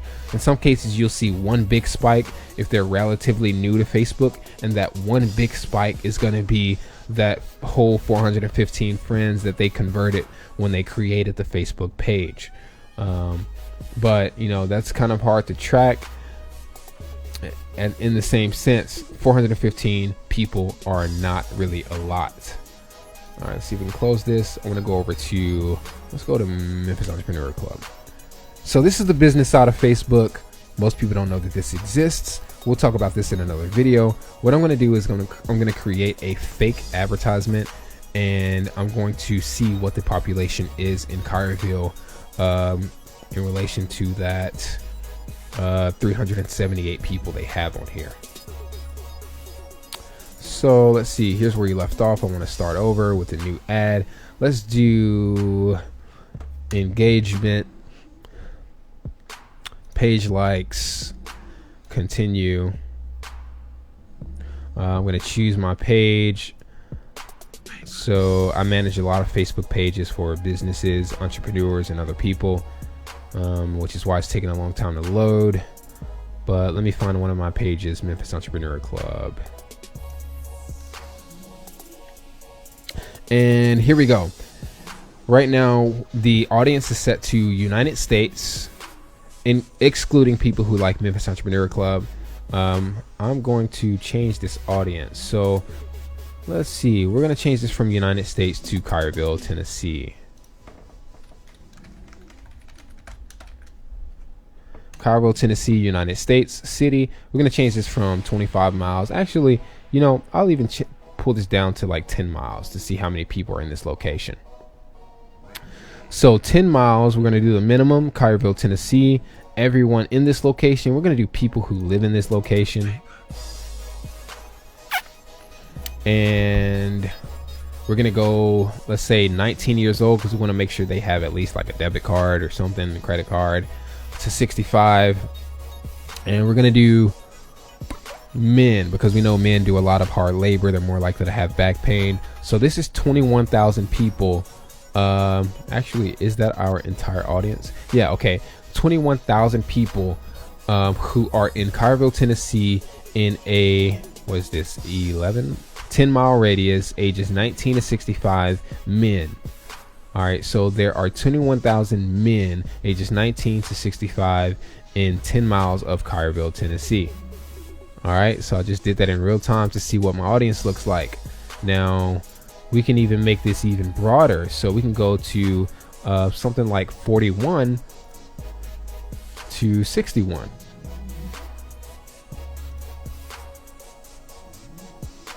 And we've got 7,400 people. So if most of the people that come into this chiropractic office are women, then they're definitely going to want to target women in Collierville, Tennessee. And if there's a general age group of people who come in there organically, not through advertisements, just because they're searching for a chiropractor, you want to track that information and then retarget those same types of people based on the general age group, the sex, and not necessarily race or anything like that, but definitely male or female and between a specific age group. All right, so 7,400 people that are between the ages 41 to 61 who are men. Let's click on women instead and see.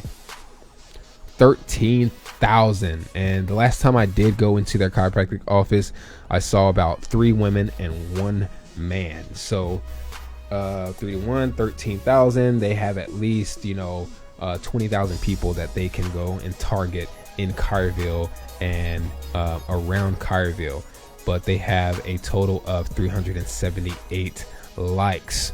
All right, 0 engagement on this page as well. No ads were rendered to me, no reviews. This is bad. All right, those people are probably going to go out of business one day, like all the other businesses in the Collierville Mall that are closed, that have leasing signs on them everywhere in the Collierville Mall. If you've been, go look, see what's happening in your city, because people are closing and nobody else wants to close like the other guys. Okay, some businesses are open. That might be a good opportunity for you to go to the new businesses that open and say, hey, you probably need social media marketing because you're a new business. See, it's just a win-win for you, right? Twitter, non-followers, horrible. 1 to 3 posts a month. This means 1 to 3 posts a month on both Facebook pages and Twitter. They're posting 6 times a month. Somebody is spending their time doing this. They see value in social media, otherwise they would not be there. They've got 14 YouTube videos, 1 Google Plus post published, and they're averaging 3 engagements across all of those platforms. But YouTube obviously is not recurring, so they have a total of an average of 3 engagements on their videos they posted a year ago. Their real average is 0. This is crazy, right? On Yelp, they got a -9 rating and 2 reviews. Let me show you why this is. I'm gonna go open this hyperlink.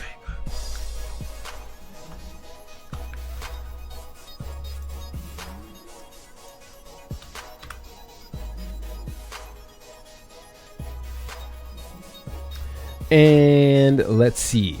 As soon as I go to American or Amodio Chiropractic Clinic, I see that it's claimed, so they care about the internet. Otherwise, they wouldn't have been here to claim this Yelp listing of all things. They've claimed this. They care about it. All right. They're not necessarily paying for Yelp advertising because they would have much more traffic through here. They would have a video here likely too.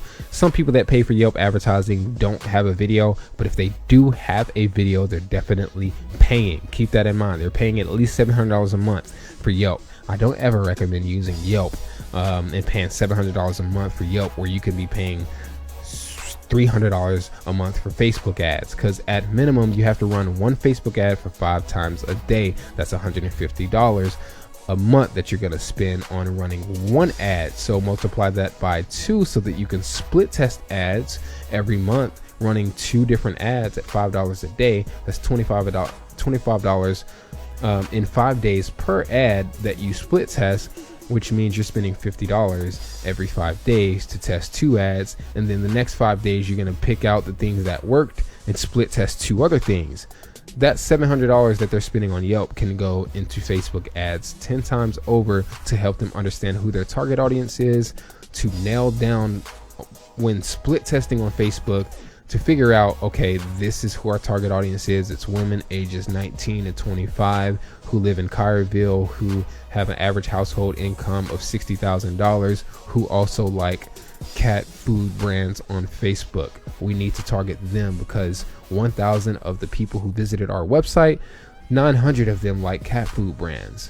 Out of 1,000 people who visited our website, 800 of them are women between the ages of 19 to so-and-so. Your Facebook pixel will tell you, not tell you that, Facebook pixel will tell Facebook that you can use that pixel to retarget in general, the demographics of a collective of people who have visited your website. So if 1 million people visit your website and 900,000 of them like golden retrievers, you're going to want to create an ad on Facebook that targets people who like golden retrievers, because people are more likely to click your ad if all the people who just came to your website just happen to like golden retrievers. There's a pattern there. Most businesses don't understand this, and you can't really do that with Yelp like you can with Facebook. You can't do that with radio. You can't do that with TV. It's not easy to do it with Google like it is with Facebook. So these people got a -9 rating. Why? Because the first 4-star review we see here is actually from a competitor, Natural Potential Chiropractic, 2.4 miles away from Omodio Chiropractic Clinic. It looks like they got 4 stars until you see that this is an ad by someone who is paying for Yelp. The second post is another ad by someone who is paying. So the first 2 posts or reviews are from competitors. All right, so we give them 2 negative points for that. Ask the community, blah, blah, blah. Let's see. Hey there, trendsetter, you could be the first to review. Boom, boom. So apparently they don't have any reviews, but if you look a little closer, they actually do have 2 reviews. So these reviews are hidden. -2 more points. Why were these 2 reviews hidden? Let's find these reviews. They got 5 stars, 5 stars. These 2 people are probably relatives of the guy who owns Omodio Chiropractic Clinic, because they only signed up to Yelp just to review it, to help him get a better score in Yelp, because they thought it'd be a good thing to give him 2 5 stars. Or they just signed up to Yelp just to review Omodio Chiropractic Clinic, and they haven't reviewed any other Yelp listings, which means they were just trying to help chiropractic clinic get a better rating, and they don't really care about using Yelp efficiently. So Yelp takes these reviews out because those people aren't actively reviewing or haven't reviewed any other places, so their source is not necessarily reliable. Okay, so there's 2 reviews that were hidden, so we got a -2 more points. And the fact that these are like competitors, we're probably going to do -2 points each here. I'm not sure, maybe that's how I came up with -9 on the rating. They're going to be like, what, I got a -9? Like, damn, at least give me a 1 and something. But they got 2 reviews, which is why I have 2 in parentheses, but nobody's going to see that when they come across that Yelp listing. We're going to go on down to website. So web space, Omodio Chiropractic Clinic and Caryville Health Center. Of course, this is linked out to their websites. Are they blogging? This is a huge search engine optimization ranking factor. No. How many times are they posting blogs? None. I put these in here as yellow because this Facebook ads and running an audience on Facebook, running posts directly to Facebook. If you're posting directly to Facebook, you don't necessarily need to be blogging to get traffic to your website or get more business. So these are going to be yellow, not red. Usually though, I would give these red because if they want SEO, SEO is really definitely, you get a better SEO score in Google if you have a blog that's posting relative content. So if I go to Google and search lower back pain, I promise you I'm probably not going to find Omodio Chiropractic Clinic.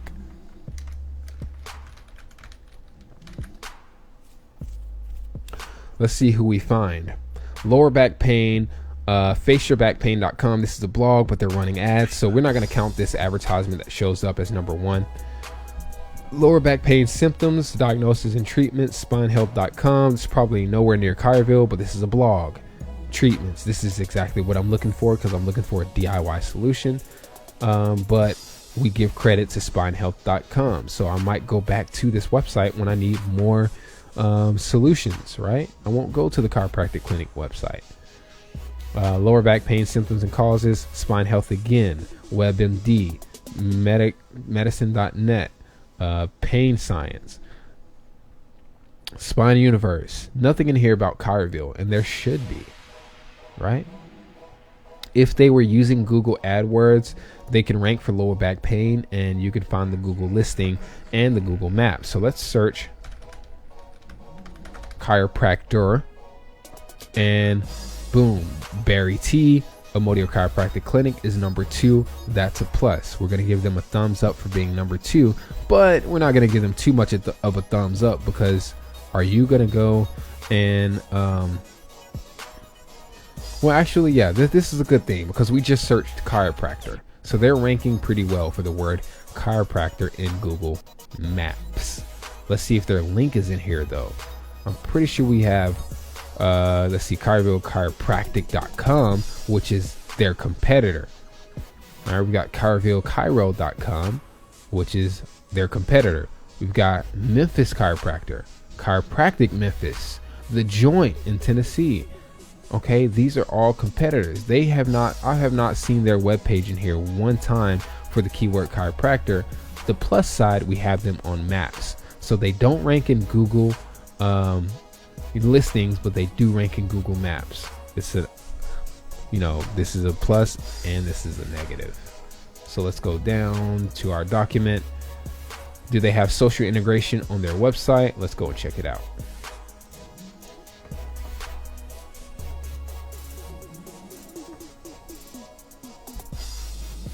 Boom. Facebook, Twitter, Google+, Yelp, YouTube, LinkedIn.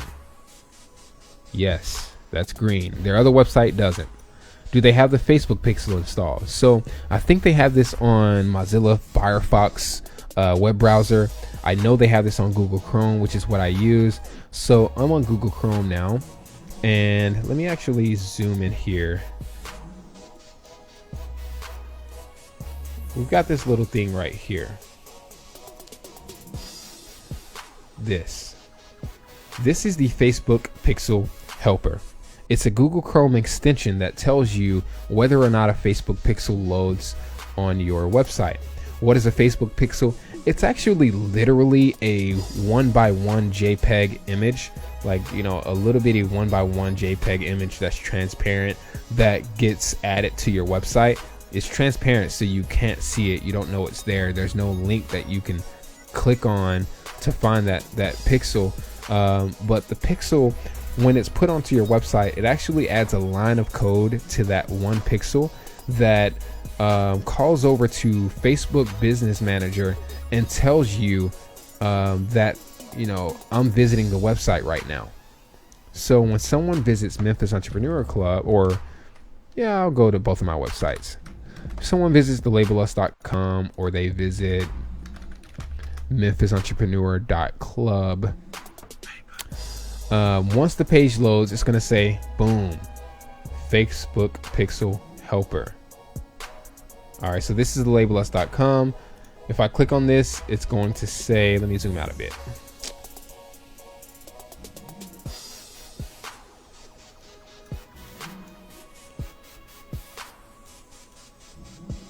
All right, that's better. It's going to say one pixel found on thelabelus.com. I have opted out of personalized advertisements, so that's why this little warning is showing here. But our Facebook Pixel loaded. The Facebook Pixel that's loaded here is page view. This means I, as a potential client or customer or lead, visited this website, and the pixel that loaded was the pixel that tracks whether or not I view the web page. So because I landed on the website, I typed in the domain name. This is going to send information back to Facebook in your business account that says someone just viewed your page. It's going to tell Facebook a little bit about me. It's not going to tell, the business. Let me see if I can get this back right. It's not going to tell the business like Memphis Entrepreneur Club or the label Us that, hey, Corey Owens just visited your webpage. Corey Owens likes Entrepreneur Magazine, skateboarding, making music. It's not going to tell me as the business owner what my prospects who visit the website, what their demographics are. It's going to tell Facebook what the demographics are. And I can pay Facebook to show ads to people who resemble those that have come to my website and have some similar demographics based on what this pixel has tracked. I hope that's not confusing. So when I visit the website or the Facebook pixel is going to tell Facebook, hey, here is all the information about this person. Once 1,000 people visit the website, the Facebook pixel is going to take all the information from those 1,000 people and find what they all have in common. And then I can go into Facebook ads and say, hey, I want to run ads targeting the people that have those interests in common with everybody or the majority of people who visited my website. Even though I don't know what that is, I know Facebook, let me pay you at least $5 a day to show this ad to those people. Don't you think they're going to click on your website? Most likely. Can't do that with TV or radio. So Modio Chiropractic Clinic does not have a Facebook pixel installed. We're using the Facebook pixel helper. Memphis Entrepreneur Club has 2 Facebook pixels installed. Page view. So there's a short page view and there's a long page view, and these are for 2 different pixels because I'm tracking 2 different Facebook pages and products so that I can retarget for 2 different advertisements. Okay. They don't have the Facebook pixel. That's a no-no on their main website.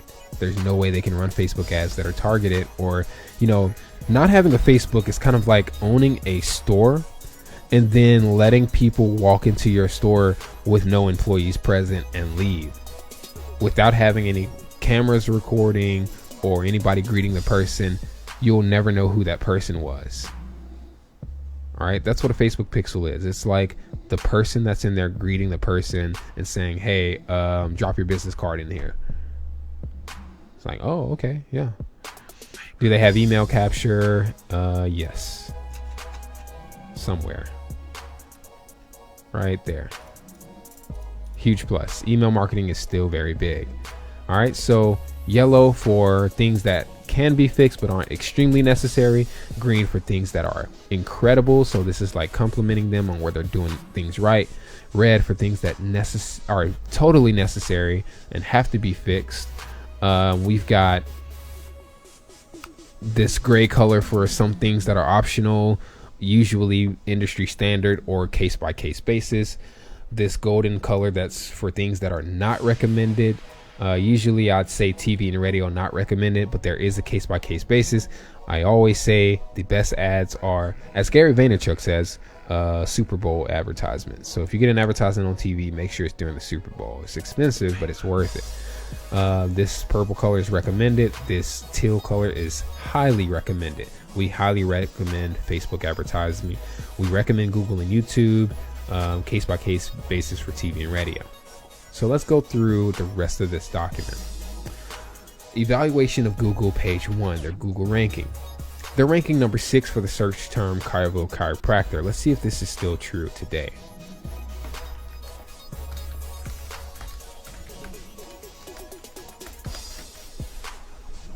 Again, we want to ignore anything that has any ads.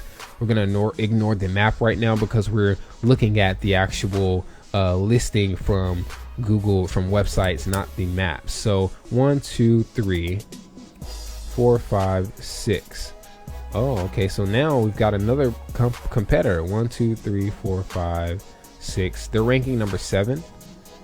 No, actually, this is their competitor. They're ranking number 8 now. Ooh. So, dang, son. Sorry. You know, we're gonna have to change this to number 8, but it's still green because they're on page 1. That's good. Ranking number 6 and 7 for the term weight loss. Let's see if that's still true today.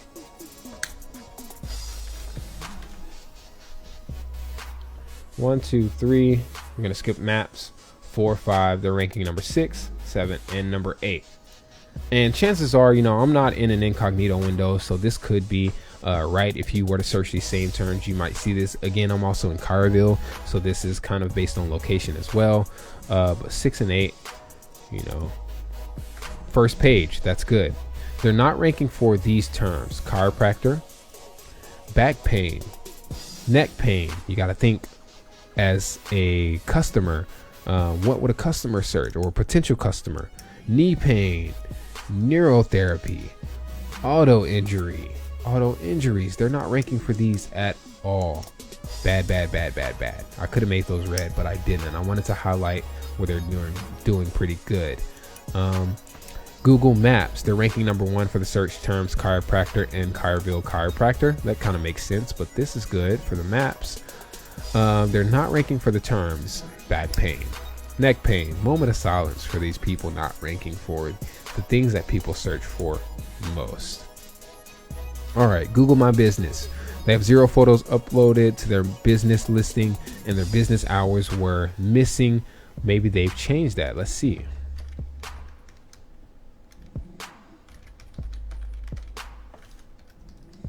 Amodio Chiropractic Clinic. We're going to search this in Google. Here's their Google business listing. They've got a physical address, 1 image outside, no real images in here of the inside like they have on their Facebook page. Definitely recommend it. They've got a website, their phone number, their address. They're missing business hours. I'm not going to add this for them. I'm going to point it out for them, and maybe they'll go and add it. But this is a huge... Dude, you know how many people still search Google who aren't on Facebook? Usually older, but reviews, no reviews on their Google listing. So if we go back to the top of this document, Google My Business, 0 reviews. Google My Business, 0 photos, and business hours missing. Everything else is pretty good. So otherwise, no further recommendations for that. Evaluation of their website, ModioChiropracticClinic.net. I'm just going to run through these. Contact information, yellow. Some things could be fixed, but it's pretty good. They have no domain email listed. They have a Comcast email. Now, the domain email would be great for SEO. So Josh at chiropracticclinic.net instead of Josh at Josh Chiropractic at Comcast or Xfinity.com or whatever. You don't want that. So I recommend a domain name email to be listed on the website, or forward it to Comcast email. So create a domain email, Josh at chiropracticclinic.net, forward that email or all emails that come to that email to your Comcast email, and then list your chiropracticclinic.net email on the website. So when they, come to the website, they'd be like, okay, it's, when you have their email address listed on Facebook or on a business card, they will know, oh, okay, so chiropracticclinic.net at chiropracticclinic.net means that they have a website. I might want to go to that. At Comcast.net, if you go to Comcast.net, what are you going to see? Nothing about their business, right? So it's not necessary, but it's recommended. This is an authority factor for ranking in Google. Their domain name, 1 ranking keyword in domain name, which is chiropractic. Ranking factor. They have no SSL certificate installed in their domain, which registers their website through HTTPS, like my website does, and like Facebook and like Google. HTTPS, green secure symbol. HTTPS, green secure.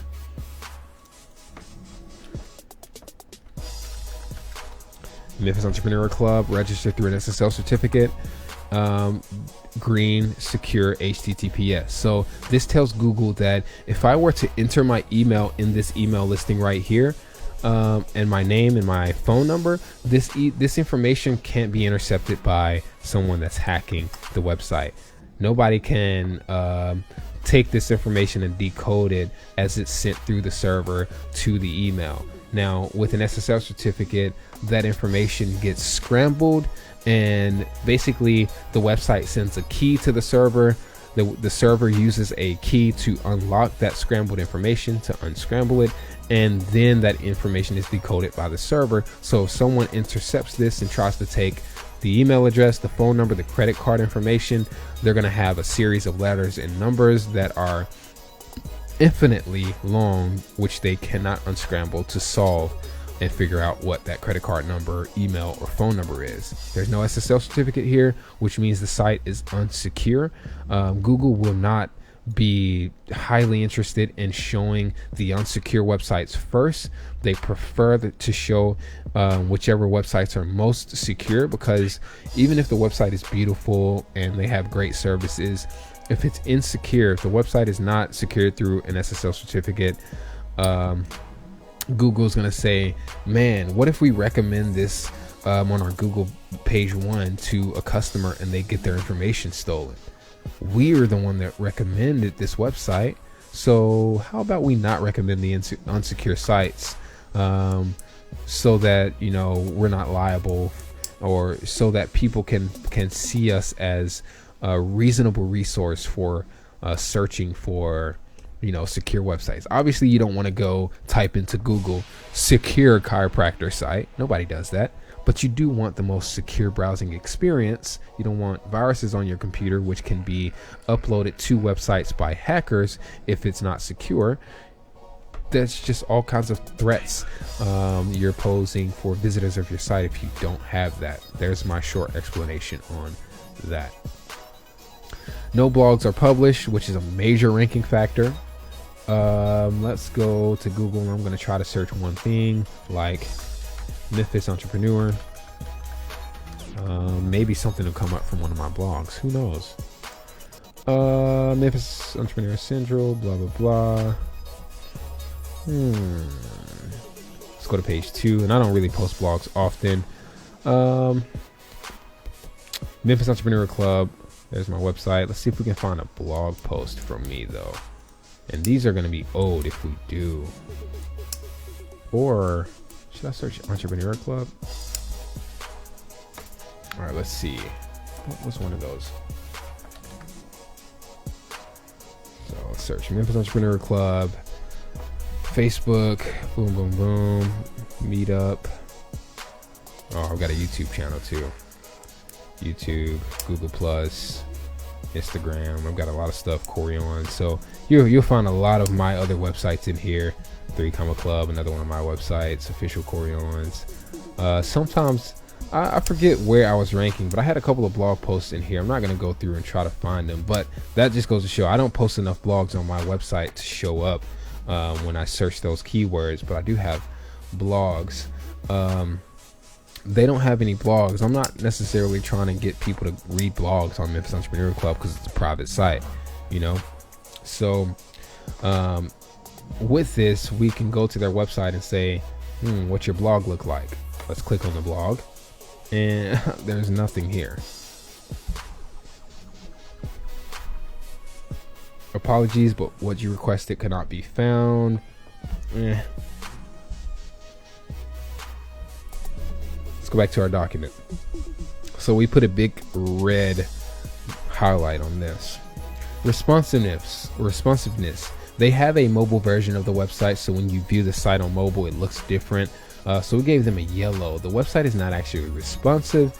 It's mobile compatible, on the other hand. So website not mobile responsive, ranking factor majority of online users are mobile, but they do have a mobile version of their website, so we give them a little bit of a pass.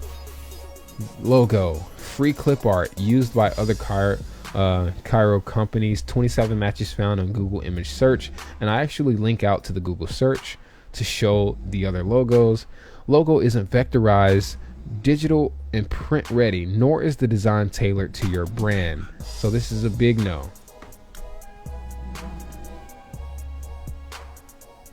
Images, no keywords found in the image alt tags. We talked about this earlier. Random powered by driving force pure digital power image on website. So this is something that I found on videos page. There's this random picture here that does not at all belong, but this is the company that probably set up their website, so you know you can't click it, you can't do anything. Digital driving force, lead generation media library, they paid somebody to try to generate leads through this website, and it's probably because of this right here, but it's not optimal at all. If it were, okay, this is super old. Let me just put it like that. Probably used to work, I can guarantee you it doesn't now.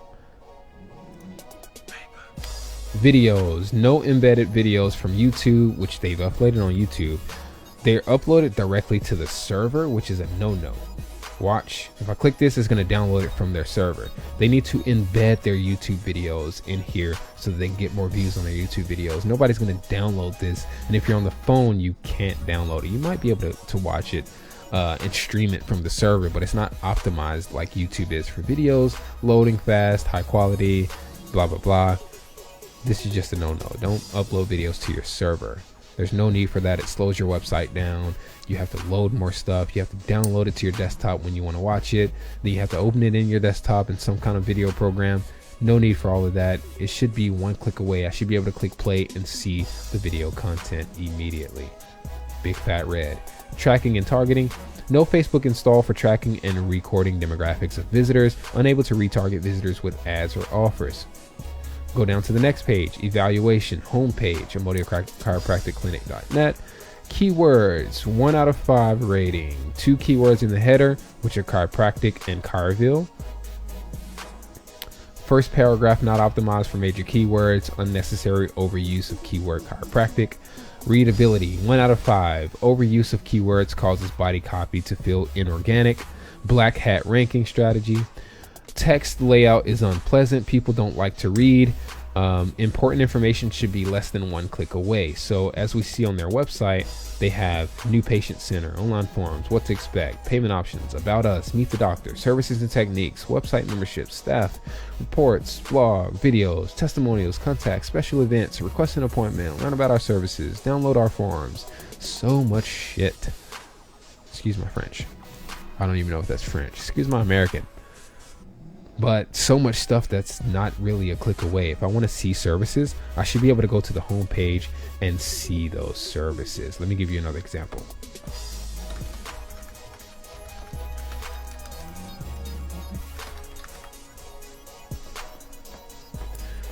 So this is a work in progress, but it's a website I built for 2 buddies of mine in Texas. In the very top, of course, I've got reviews, Yelp, manage, all this other stuff.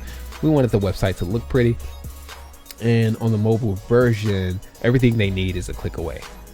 So call now, direct message, reviews, Snapchat. But also, let's scroll down. We've got services. Express package, deluxe package, diamond package. Paint correction and protection, interior clean and protect, odor removal, engine bay detail, headlights and glass, pet hair removal. All of this is on page 1 and it's mobile optimized. Third Coast auto detailing. These are keywords in the title and in the first paragraph. We've got information about Third Coast detailing. We don't need to put about me in here. Just put, Third Coast so they can be familiar with the name of the brand, who we are, why we care. All of our images have alt tags, so if we search, let's see if we can do that now. This is a brand new website.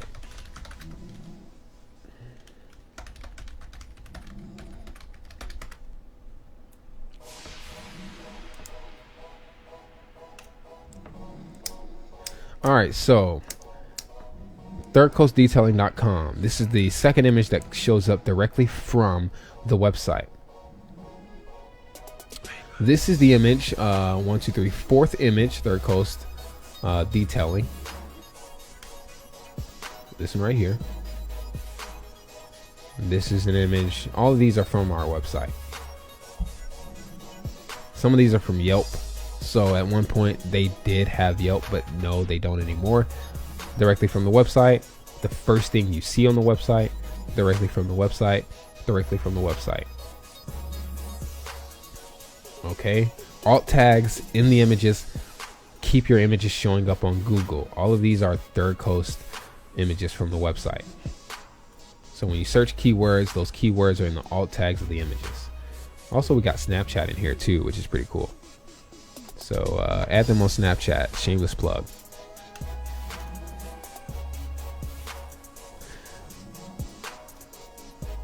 All right, let's see what else we got. Visual, 1 out of 5. Lacks visual detail, mood, branding, and sense of community. They have nothing in here about the employees, nothing in here about like what happens in the community. Testimonials, 1 out of 5. There's one testimonial in the sidebar, not very easy to read either, so it's not really appealing. Where was that testimonial at? I originally came to see Dr. Steve. This doesn't look like a testimonial, but it is one. Mobile ready, 2 out of 5. Mobile only version, very optimal, but it lacks personality and important information. That's why it's yellow. Company images, 2 out of 5. One company image in head slider. All right, so this is a company image, and that's the only company image up here. Nothing else is actually from the company.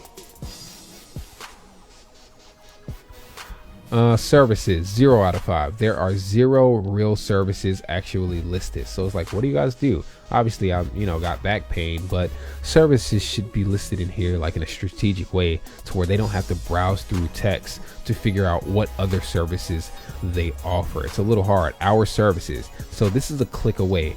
You should, once you go on the website, you should have to click 0 times unless you're scrolling to find the services. 0 out of 5. Contact, 4 out of 5. Call to action listed in multiple locations: header, footer, sidebar, and body. So call to action, boom, call today. Okay, another call to action here. Another call to action here. And another call to action. They're killing the call to actions. So they know that you need to have a call to action in here several places, to kind of get people to, because they're not going to want to scroll back up. By the time they get to the bottom, they're going to say, oh yeah, I do need the call to schedule a free blah blah blah, whatever. And advertising, Google recommended, that's why it's purple. No ads rendered as a visitor to your website. I didn't see any ads on Google. Facebook recommended, no ads rendered as a visitor to your website or Facebook page. So that means they're not running retargeting ads. No pixel is installed on their website for tracking and retargeting visitors. And you should be retargeted after the first visit. YouTube, not necessary yet. Running ads to Facebook should be more of a priority. Absolutely. TV, it's untargeted, can't be retargeted, no audience captured, no mobile audience. Radio, untargeted, can't be retargeted, no audience captured, no mobile audience. So case by case, it depends on what the advertisement is and what their budget is. So that's why I did not make this section red. I created a logo for them.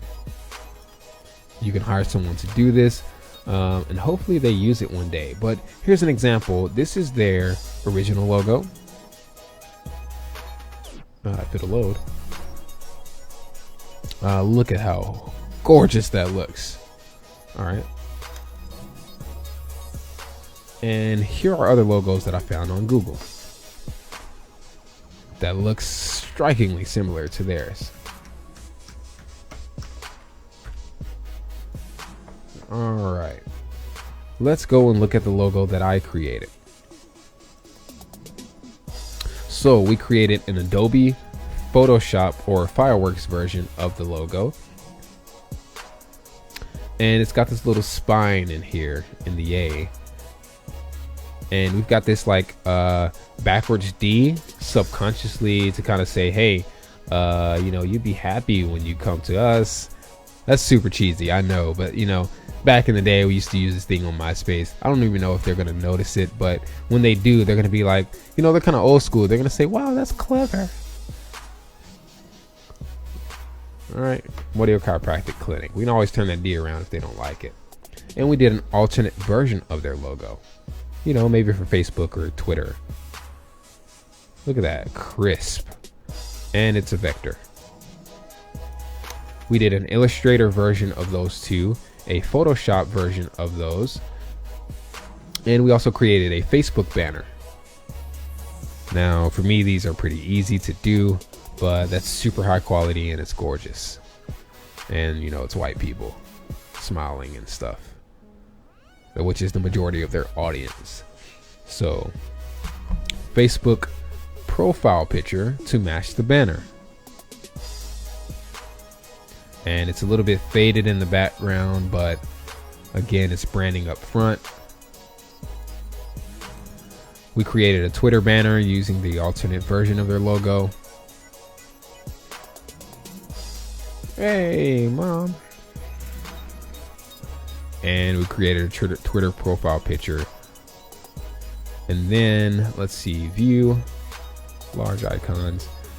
These we used in the document. So in the document here, I used a really lower quality version of the image, which I'm going to print this document out, walk in person and give this to them. I'm also going to create an email where I take an excerpt of this intro text and put it in the email and say, hey, check out the PDF that I've embedded if you want some detail on what you can improve on your social marketing. In the email, I also attach a PNG, Adobe Illustrator, and PSD Photoshop versions of their logos. And I quote this at a $500 value because that's what I charge to design custom logos. I also include, which I could have listed in here, the Facebook banner, the Facebook profile picture, the Twitter banner and profile picture. And I could say this is $1,000 value, but I chose to just be a little bit modest because I actually do design logos for $500. When I design logos for people, I give them a free social profile and banner anyways. Corey Owens, founder and creative director of Memphis Entrepreneur Club. My website, CoreyOwens.com. My email, hire@CoreyOwens.com. There's no Comcast in there. All right, to show them that I'm not just speaking out of the side of my neck. I'm actually practicing what I preach by doing all these things. Now, I'm not trying to get business to CoreyOwens.com, so I don't have an SSL certificate, but I'm also not trying to rank CoreyOwens.com.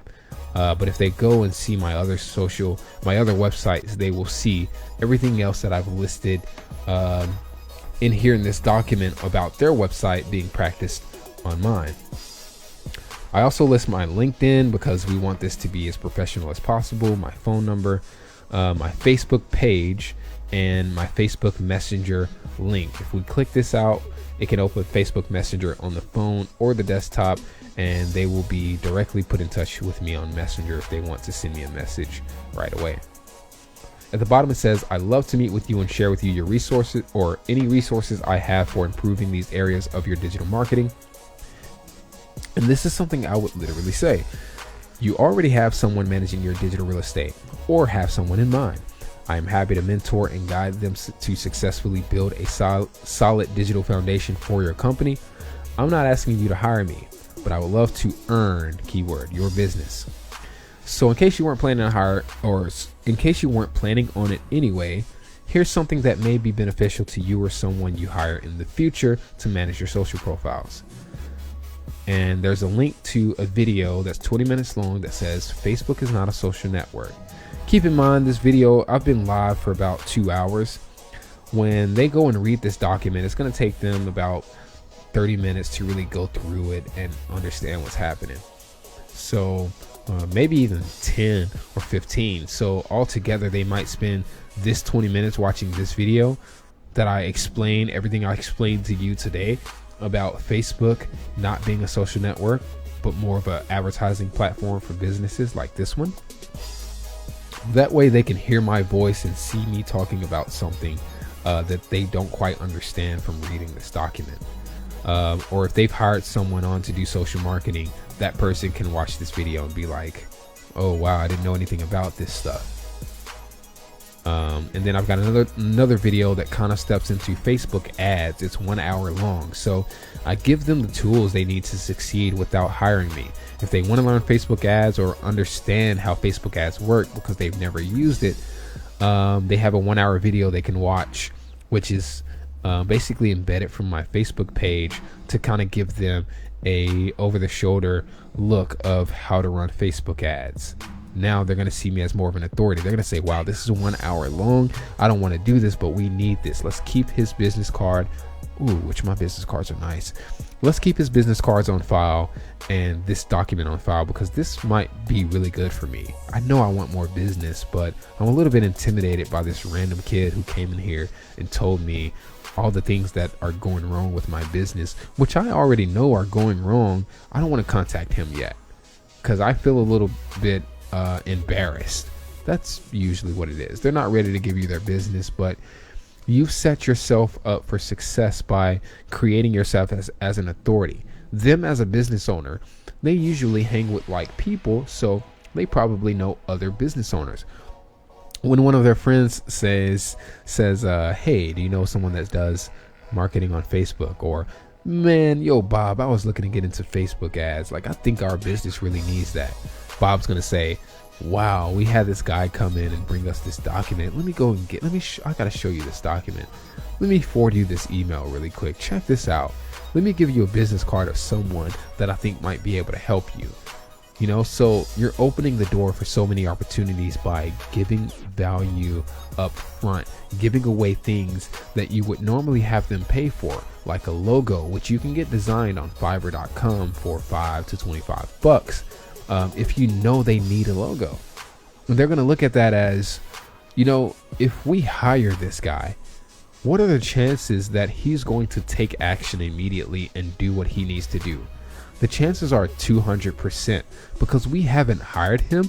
We don't even know him. We've never met him. And he took action and pointed these things out for us without us asking. That means he cares about the success of my business and not just making a paycheck, because he was willing to do this without a paycheck, which he knew was not guaranteed.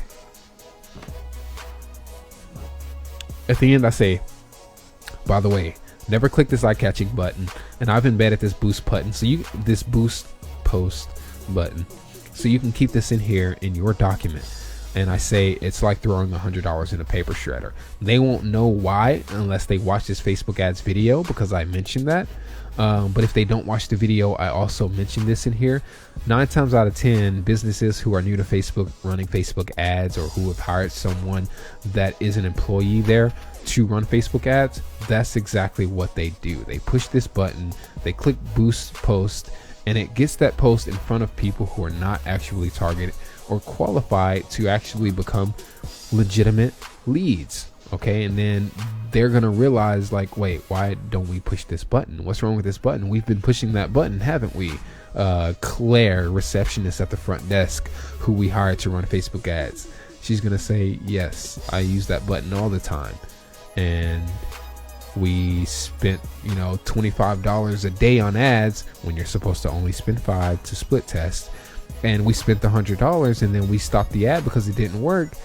And then they're going to say, so this kid is right. We basically threw $100 in a paper shredder because we can't get it back. So we're basically answering their questions before they even ask. Which one of them will be, we tried that on Facebook. We pushed that blue button to boost posts. We spent the $100 and it didn't work. We're telling them basically what their rhetorical questions are going to be after they read this document. Okay, so this is the extent of the document. It seems like a lot because I explained everything in a course of 2 hours.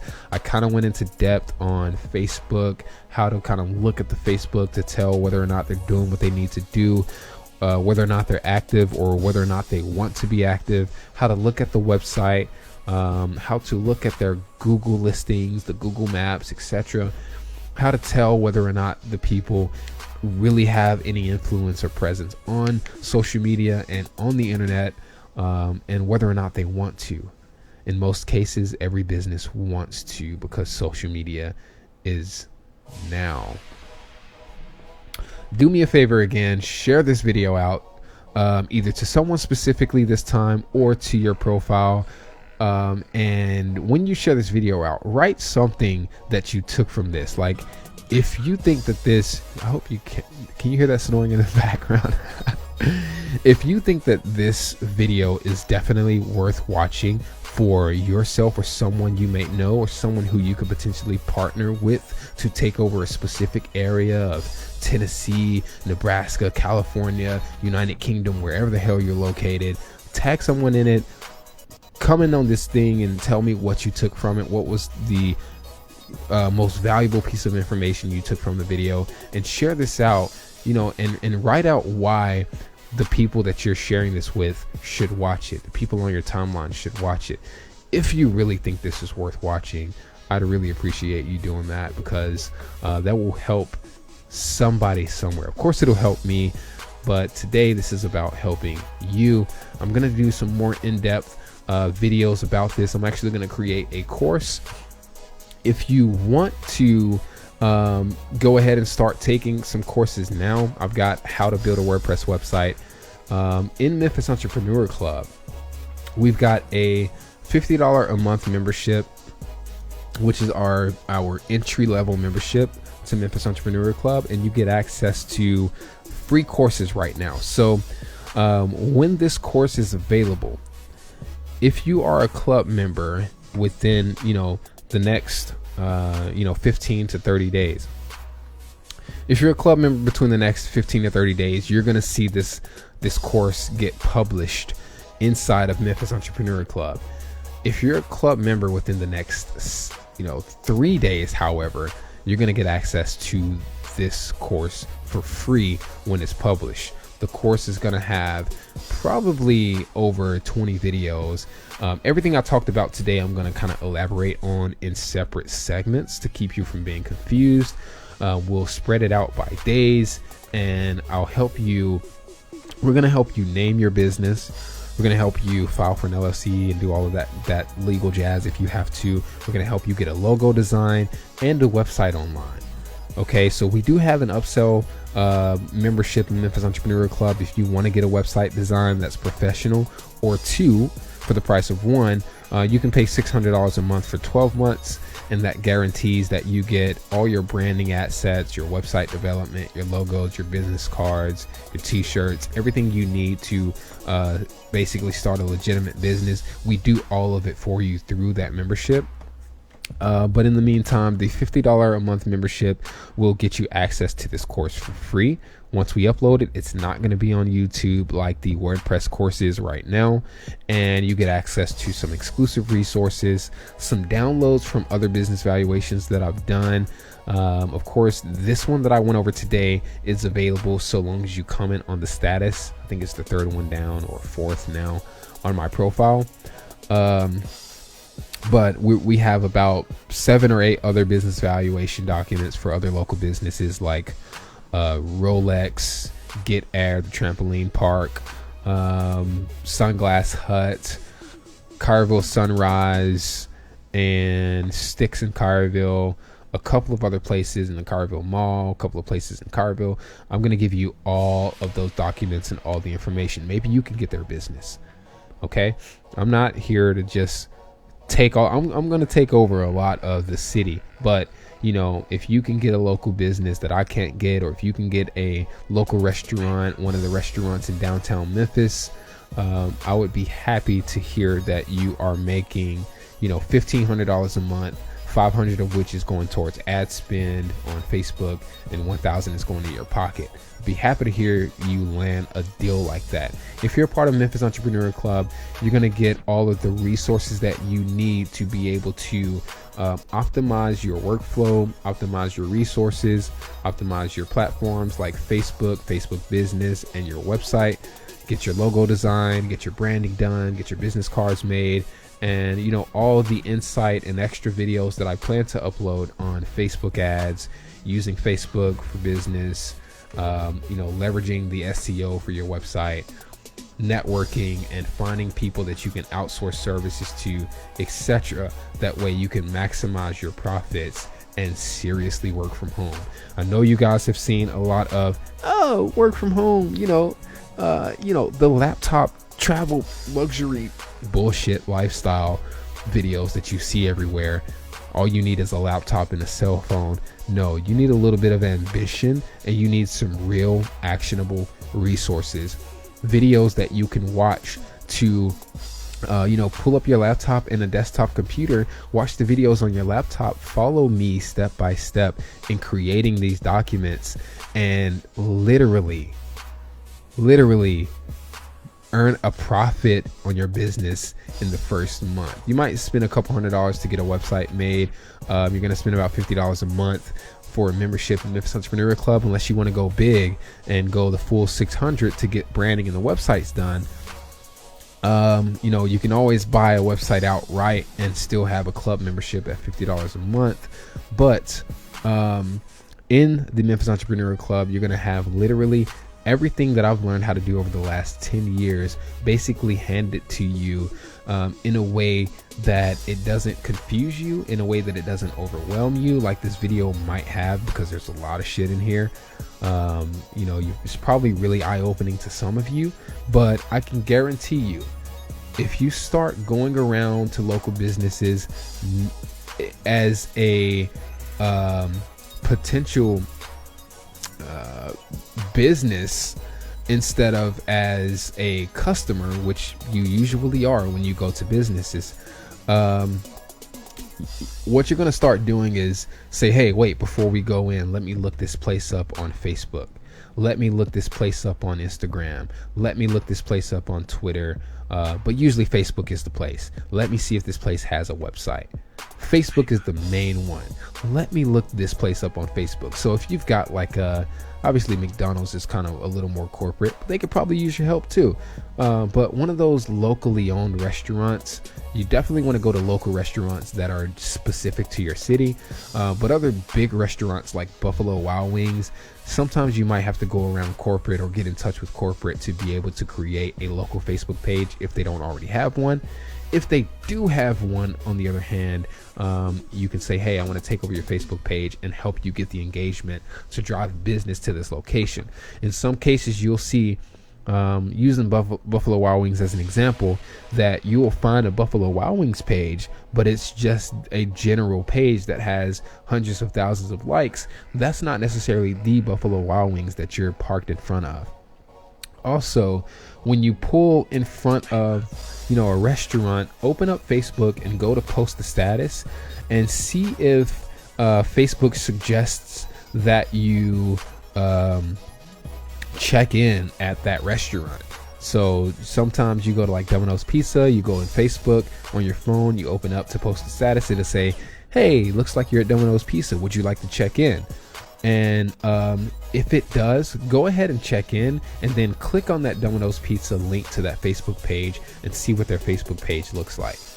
That way you can walk in after you've kind of evaluated their Facebook to see what kind of engagement they're getting and say, hey, I just checked in here, but I see that you guys, like, your engagement is crap, right? You don't want to say that, but a couple of key points I want to recommend. First, when you're driving about, go and find a business. Every time you're out, kind of keep this in mind. Look at their Facebook page. Look at the Facebook page. Look at their Facebook page. Find businesses that are active on Facebook and desperately need your help. The second point, do a social evaluation, before you go and talk to a decision maker. Don't go and do a social evaluation and then go and talk to the receptionist about social media marketing, because they're going to try to deter you away. They're not the key decision makers. So if you waste your breath trying to tell her why social media is important, she's going to go back to the owner, or she's not going to go to him at all. But if she does, she's going to be like, some guy came in trying to sell stuff. All right, what's that going to look like when you call that location and say, hey, can I speak to the owner? My name is so-and-so. He's going to be like, oh, no, we're not interested in your product. You're going to be like, what product? I never tried to sell you anything. Your receptionist is batshit crazy. All right, so do a social media evaluation before you talk to the key decision maker. Don't talk to the receptionist. Third key, make sure you install that Facebook Pixel Helper and Google Chrome if you don't have it. So Google Chrome web browser, the Facebook Pixel Helper extension, go and install that. Fourth key, you want to do a website evaluation too, and this is where you kind of start building out the document, the middle of the document. You want to evaluate their website if they have one. If they don't, they may need one. All right, which means you can kind of upcharge on your services. Typically you could charge $1,200 to about $5,000 for a website. The budget is really in between there, on top of charging a monthly retainer of $1,000 for your services for ads, and then $500 for running ads on Facebook. That's $1,500 a month, which $1,000 is profit. And then in that first month, you've got $1,000 to $5,000 extra that you can put in your pocket for building out their website. All right, I have a free course available on YouTube that walks you through every single step. Let me show that to you really quick.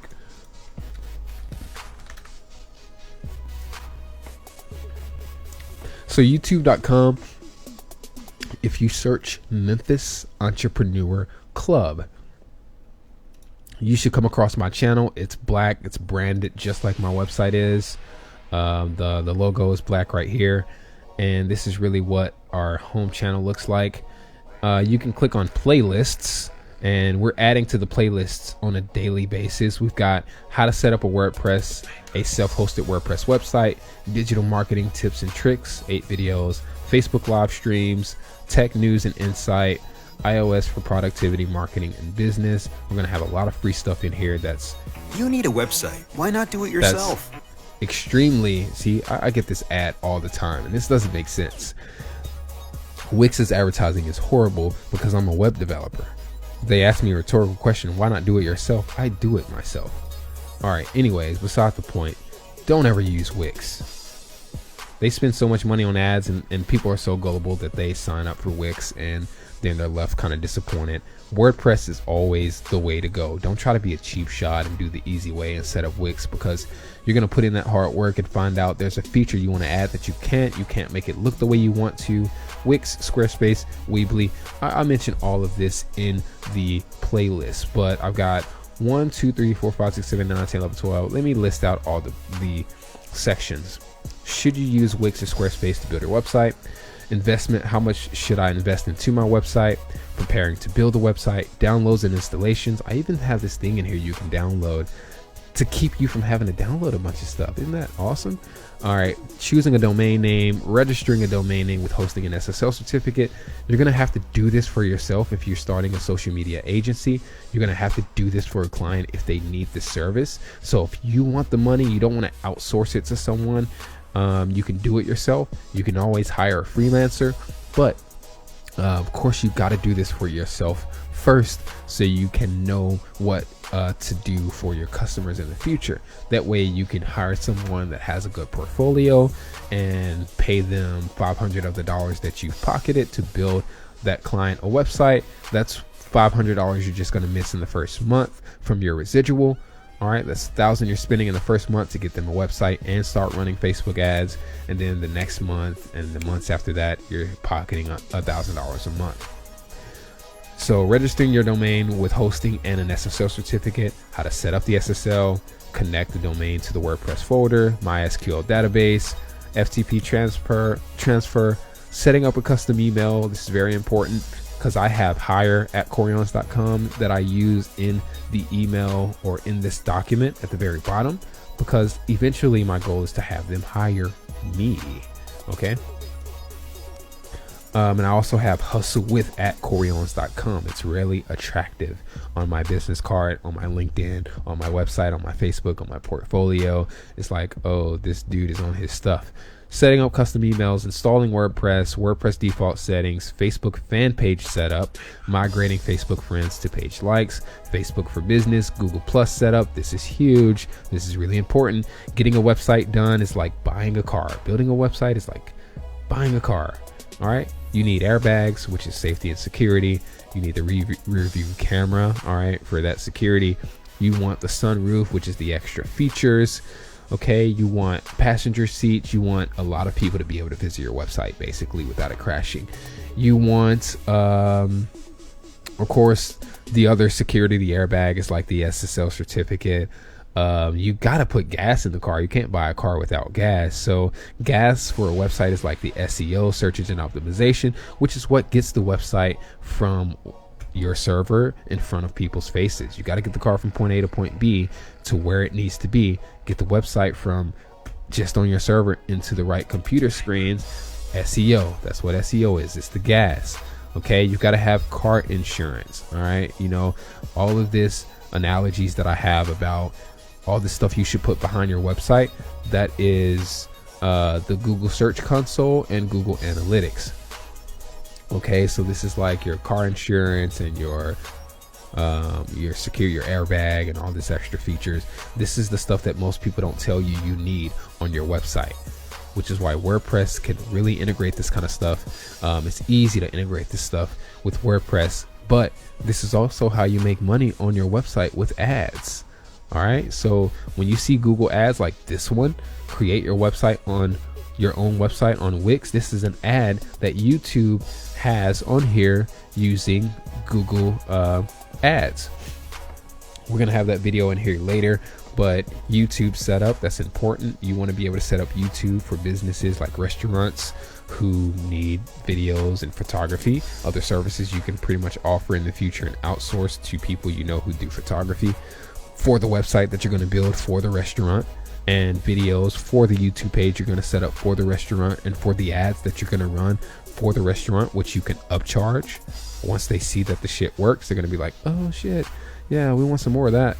All right. Integrate your Facebook pixel, email productivity and management, because you know you're going to build email capture pages for some of these businesses, not all of them. Website preferences, Woo themes, and WooCommerce setup, because you want to be able to accept money and credit cards directly on your website, right? PayPal business setup, because you want your PayPal business debit card and you want to be able to access your money as soon as someone buys something on your website, whether it be a digital service, a package, consulting. You have access to that money immediately. And with the PayPal business debit card, it's pretty much linked with Bancorp South. You can go out and spend the money immediately like you would any traditional debit card, because it basically is a Bancorp South card and it's free. PayPal integration into your website, finding and installing a theme, how to install a child theme, install plugins, contact form setup, install dummy content, search engine optimization with Yoast SEO, logo design resources, and Google My Business setup. More videos to come for exclusively for Memphis Entrepreneur Club members, but this first course and this first 34 videos are free on my YouTube. They're available right now. Just go search Memphis Entrepreneur Club on my YouTube channel. So back to the points that I wanted to give you before I end this stream. When you do the website evaluation for their website and for their Google listing, you want to kind of start documenting. You can write this down on paper, write this down in a Word document, write this down in like a notepad document before you start putting it into this custom document that I've created for you.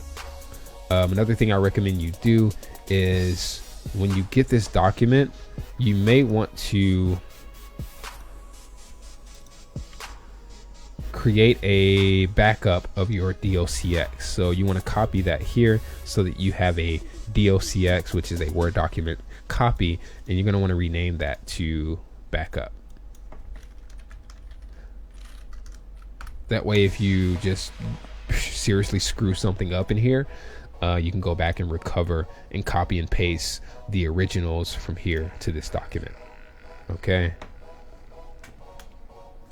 So you want to try to provide to them something free. In my case, I gave them a logo, a Facebook profile picture, a Facebook banner, 3 things that they desperately needed, and of course a bunch of information on what they could fix. But that's kind of rhetorical, right? The free thing in this case was this $500 value logo. You can go and get a logo done, $25 at 99 Design, well, really Fiverr.com, Fiverr, and you can say, hey, this is $1,000 value, this logo. They won't have any clue that you spent $5 on it. Get some business cards made before you go and talk to these people. I like to use moo.com. That's MOO, like the cow.com. And I like to use the triple thick business cards. They have templates that you can download. If you need me to design one for you, buy a logo for me and I'll design a business card for you. And get a website made. If you buy a website from me, you get a logo and a business card for free. You want to get your logo made and go in there and optimize your LinkedIn account. If you don't have one, set one up. Business owners look for business owners, and a lot of business owners have LinkedIn. So if your LinkedIn is optimal and it's up to date and it's pretty and you got a professional picture on there, if they look you up, they're going to be like, oh, okay, yeah, this guy is serious. He's even on LinkedIn, like me and all my business friends. You want to do your first walk-in, and again, don't talk to the receptionist. Ask the receptionist, hey, is there a business card, or is there any way that I can speak to the business owner? What's the best way to contact the business owner? Two things you want to try to get from her are the phone number and the email. If you can't get the phone number, definitely get an email, because we're going to email this document to them. When we come back with this document completed and we've emailed them the document, print the document out and bring it back to the receptionist. You can give it to whoever and say, hey, give this to, can you please forward this to someone in charge of marketing or the business owner, which is preferred. And they're going to be like, yeah, okay. But make sure you send the business owner the email, because he's usually the decision maker. In worst case scenario, you might get someone in the marketing department. They might be like, no, we can give you the email to the guy, VP of marketing or whatever. Take that email and go ahead and send him an email. But do some research to see if you can find any other emails, and CC your email to any other emails that are available on their websites if they have one. You want to educate inside of your email, inside of your website, or you want to create a video on YouTube with you kind of explaining all of this. I'm going to create a video which you can link them to, and I'll kind of try to remove my branding so that it doesn't look like it's from Memphis Entrepreneur Club. That way, if you want to link them out to a video, you can do so. I'll let you know when that's there, but it'll only be linked in Memphis Entrepreneur Club for those members to use. You want to figure out before you make an offer financially. If they ask, how much do you charge? Don't sweat. Don't hesitate and be like, don't call out, be prepared to understand what different services you offer. You might do a, $999 service. I don't recommend going anything under $1,500. Honestly, I'd recommend $1,500, $2,500, and then $3,600. Do 3 different packages. That way you can say, hey, you just need Facebook ads, $1,500. Hey, you need Facebook ads and a website, okay, $2,500, and then $1,500 a month. Hey, you need Facebook ads, a website, and photography, $3,600, and then $1,500 a month. Okay, so have an idea of what things you can do and try to target a specific niche first. Like if you want to get into restaurants, I'm going to have some more information in Memphis Entrepreneur Club on what to post when making posts on Facebook for restaurants, what not to post, and how to run ads, how to make pictures and copy for those ads so that restaurants can pretty much, you can guarantee results for those restaurants, and they're going to be like, dude, you're brilliant. How much more can we pay you, kind of thing, And like I said, make sure you know what they want and what they need before you do make your offer. If they say, how much do you charge? You say, wait, do you need Facebook ads? Do you need a website? Do you need video and photography? Because if we're going to create an Instagram account for you and a Facebook account, we don't want to use random images. We want to show people what's happening in this restaurant. So Facebook ads, Facebook social media marketing, and Instagram, or and photography. So figure out what they need and what they want, where they're active, and then adjust your services accordingly. Find the people in your city that do great photography and contract them out. Say, hey, I'll pay you $200 a month if you can come and do photos, especially when we have events, or if you can get me like X amount of photos from this location of the food, of the community, of the chef, of the people that I can put on the website. Contract them out at $250 a month or something, so that you can understand not only what they want, but how much you want to charge for what they want. It doesn't make sense to charge someone $1,500 a month to run Facebook ads and Facebook posts, and then charge another company $1,500 a month to do Facebook ad, Facebook posts, Instagram posts, photography, 2 videos, a YouTube channel, and a website. You got it? Think about that. So you want to have 1 to 5 upcharges of other things you can offer, whether or not you're directly providing the services or outsourcing them to someone who does them. And last but not least, Thank you guys for watching. I know there's like at least 5 to 10 people who stayed on here throughout the whole video. If you can do me a favor, if you haven't already, share this out to your profile publicly and drop something in the description of the post when you share it out that you took from the whole video to kind of get people to watch it. Tag somebody, like the video, share it, love the video, react to the video. If you hated the video, do the little frowny face thing and tell me something that I could have done to make the video better. If you have any questions, post those below. And if you want to get in touch with me, direct message me. I can't guarantee that I'll get to you right away because I have about 25 to 50 messages that I have yet to read before I started this video. And I think I just got about 60 something more from a bunch of random people. So I've got to go through a lot of messages, which I don't have time to do tonight, but I will get back to you. Thank you guys so much.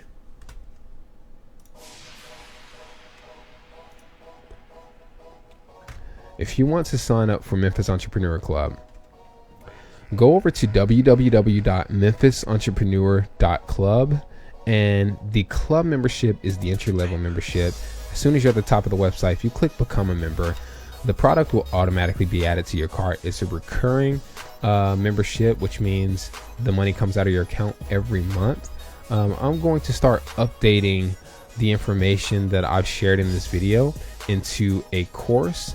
I'm also going to start giving away some really valuable content, including some free logo designs, some consulting, some one-on-one sessions for club members. So if you sign up for Memphis Entrepreneur Club, I can guarantee you that you're going to receive more value in this membership than the money that you're investing into it, especially in the club membership. I'm happy to do some free logos. And if you share this video out and get a couple of people to sign up, I'll create an affiliate account for you so that you can make some residual income as well off of the members that you invite to the club. Don't just invite anybody. Don't be crazy and be like, yo, come join this crazy thing. Make sure it's people that actually need this and want it, because the last thing I want to do is sign somebody up to have them say, I didn't want this in the first place, or I'm not interested in this. This is going to be a real community where we can, actually I'll go and log in and kind of show you, where we'll be networking with each other to give resources, tips, tools, and some real tangible feedback that you can use to seriously build out your business. Now, I'm so serious about this club that I've given away 99.99% of everything that I use as a resource to make my money. For the last 24 months, actually, I've been building WordPress websites.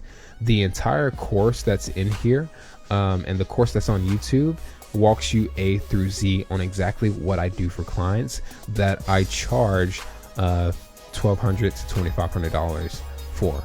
Clients that pay me from the United Kingdom, Las Vegas, Australia, Dubai to build them a website. All right, and I'm in the process of building a couple for people that I've never even met. All right, so in this club, you'll have resources. We've got a private blog that you get access to. We've got a community. You actually have a social media like profile, so you can change your profile picture, your banner. You can go in here and add people as friends. You can post status updates. You can talk to new members. We've got courses. We've got influencers in here, Matt Poshes and Justin Senior. This is a millionaire from Lithuania. So we're going to have some investors that sign up later. So if you want to start a business and you need investments for an app or whatever, we're going to be able to connect you with those types of people. And the clubhouse shows you the different memberships that we have. So if you want to upgrade your membership and get extra features in the future, you basically have the option to go through and tailor your involvement in this community based on what you need and what you have. So it's kind of a win-win. It's a two-way thing. We don't want you to just come here and take. But we definitely want to give. So it's okay to come in here and take, because if that's what you need, you can sign up and get everything that you need. But if you have something that you can teach, or a skill, a service that you provide, like web design, the goal for this network is not only to be based in Memphis. The main reason I call this Memphis Entrepreneur Club is because it's based out of Memphis and it's to help Memphis grow. But we have a lot of people in here who have never been to Memphis, who never plan on coming to Memphis, or people that live all over the world who have services they can provide to people from Memphis, or that they can purchase from people that are in Memphis. All right, I hope that makes sense. So when you sign up, if you have some type of skill or service you can provide to help the next person who needs a banner made, or who needs some consulting about business or trading stocks, you can opt into the pro membership to have the opportunity to create your own courses and sell information based on what you know how to do, which can be monetized. So if you have any questions about Memphis Entrepreneur Club, send me a direct message on Facebook. I'll be happy to kind of guide you in the right direction. Memphis Entrepreneur Club may not be for you because you may be looking for free resources. So I may even recommend that you go to YouTube for something that you ask me for. So this club is not for me to just sign up anybody, because our goal is not to make money, but it's to make people financially benefit from their talents, their skills, their ideas. Because at the end of the day, ideas are shit without execution and without the resources you need to execute them. So this club is about resources, execution, and collaboration. Peace.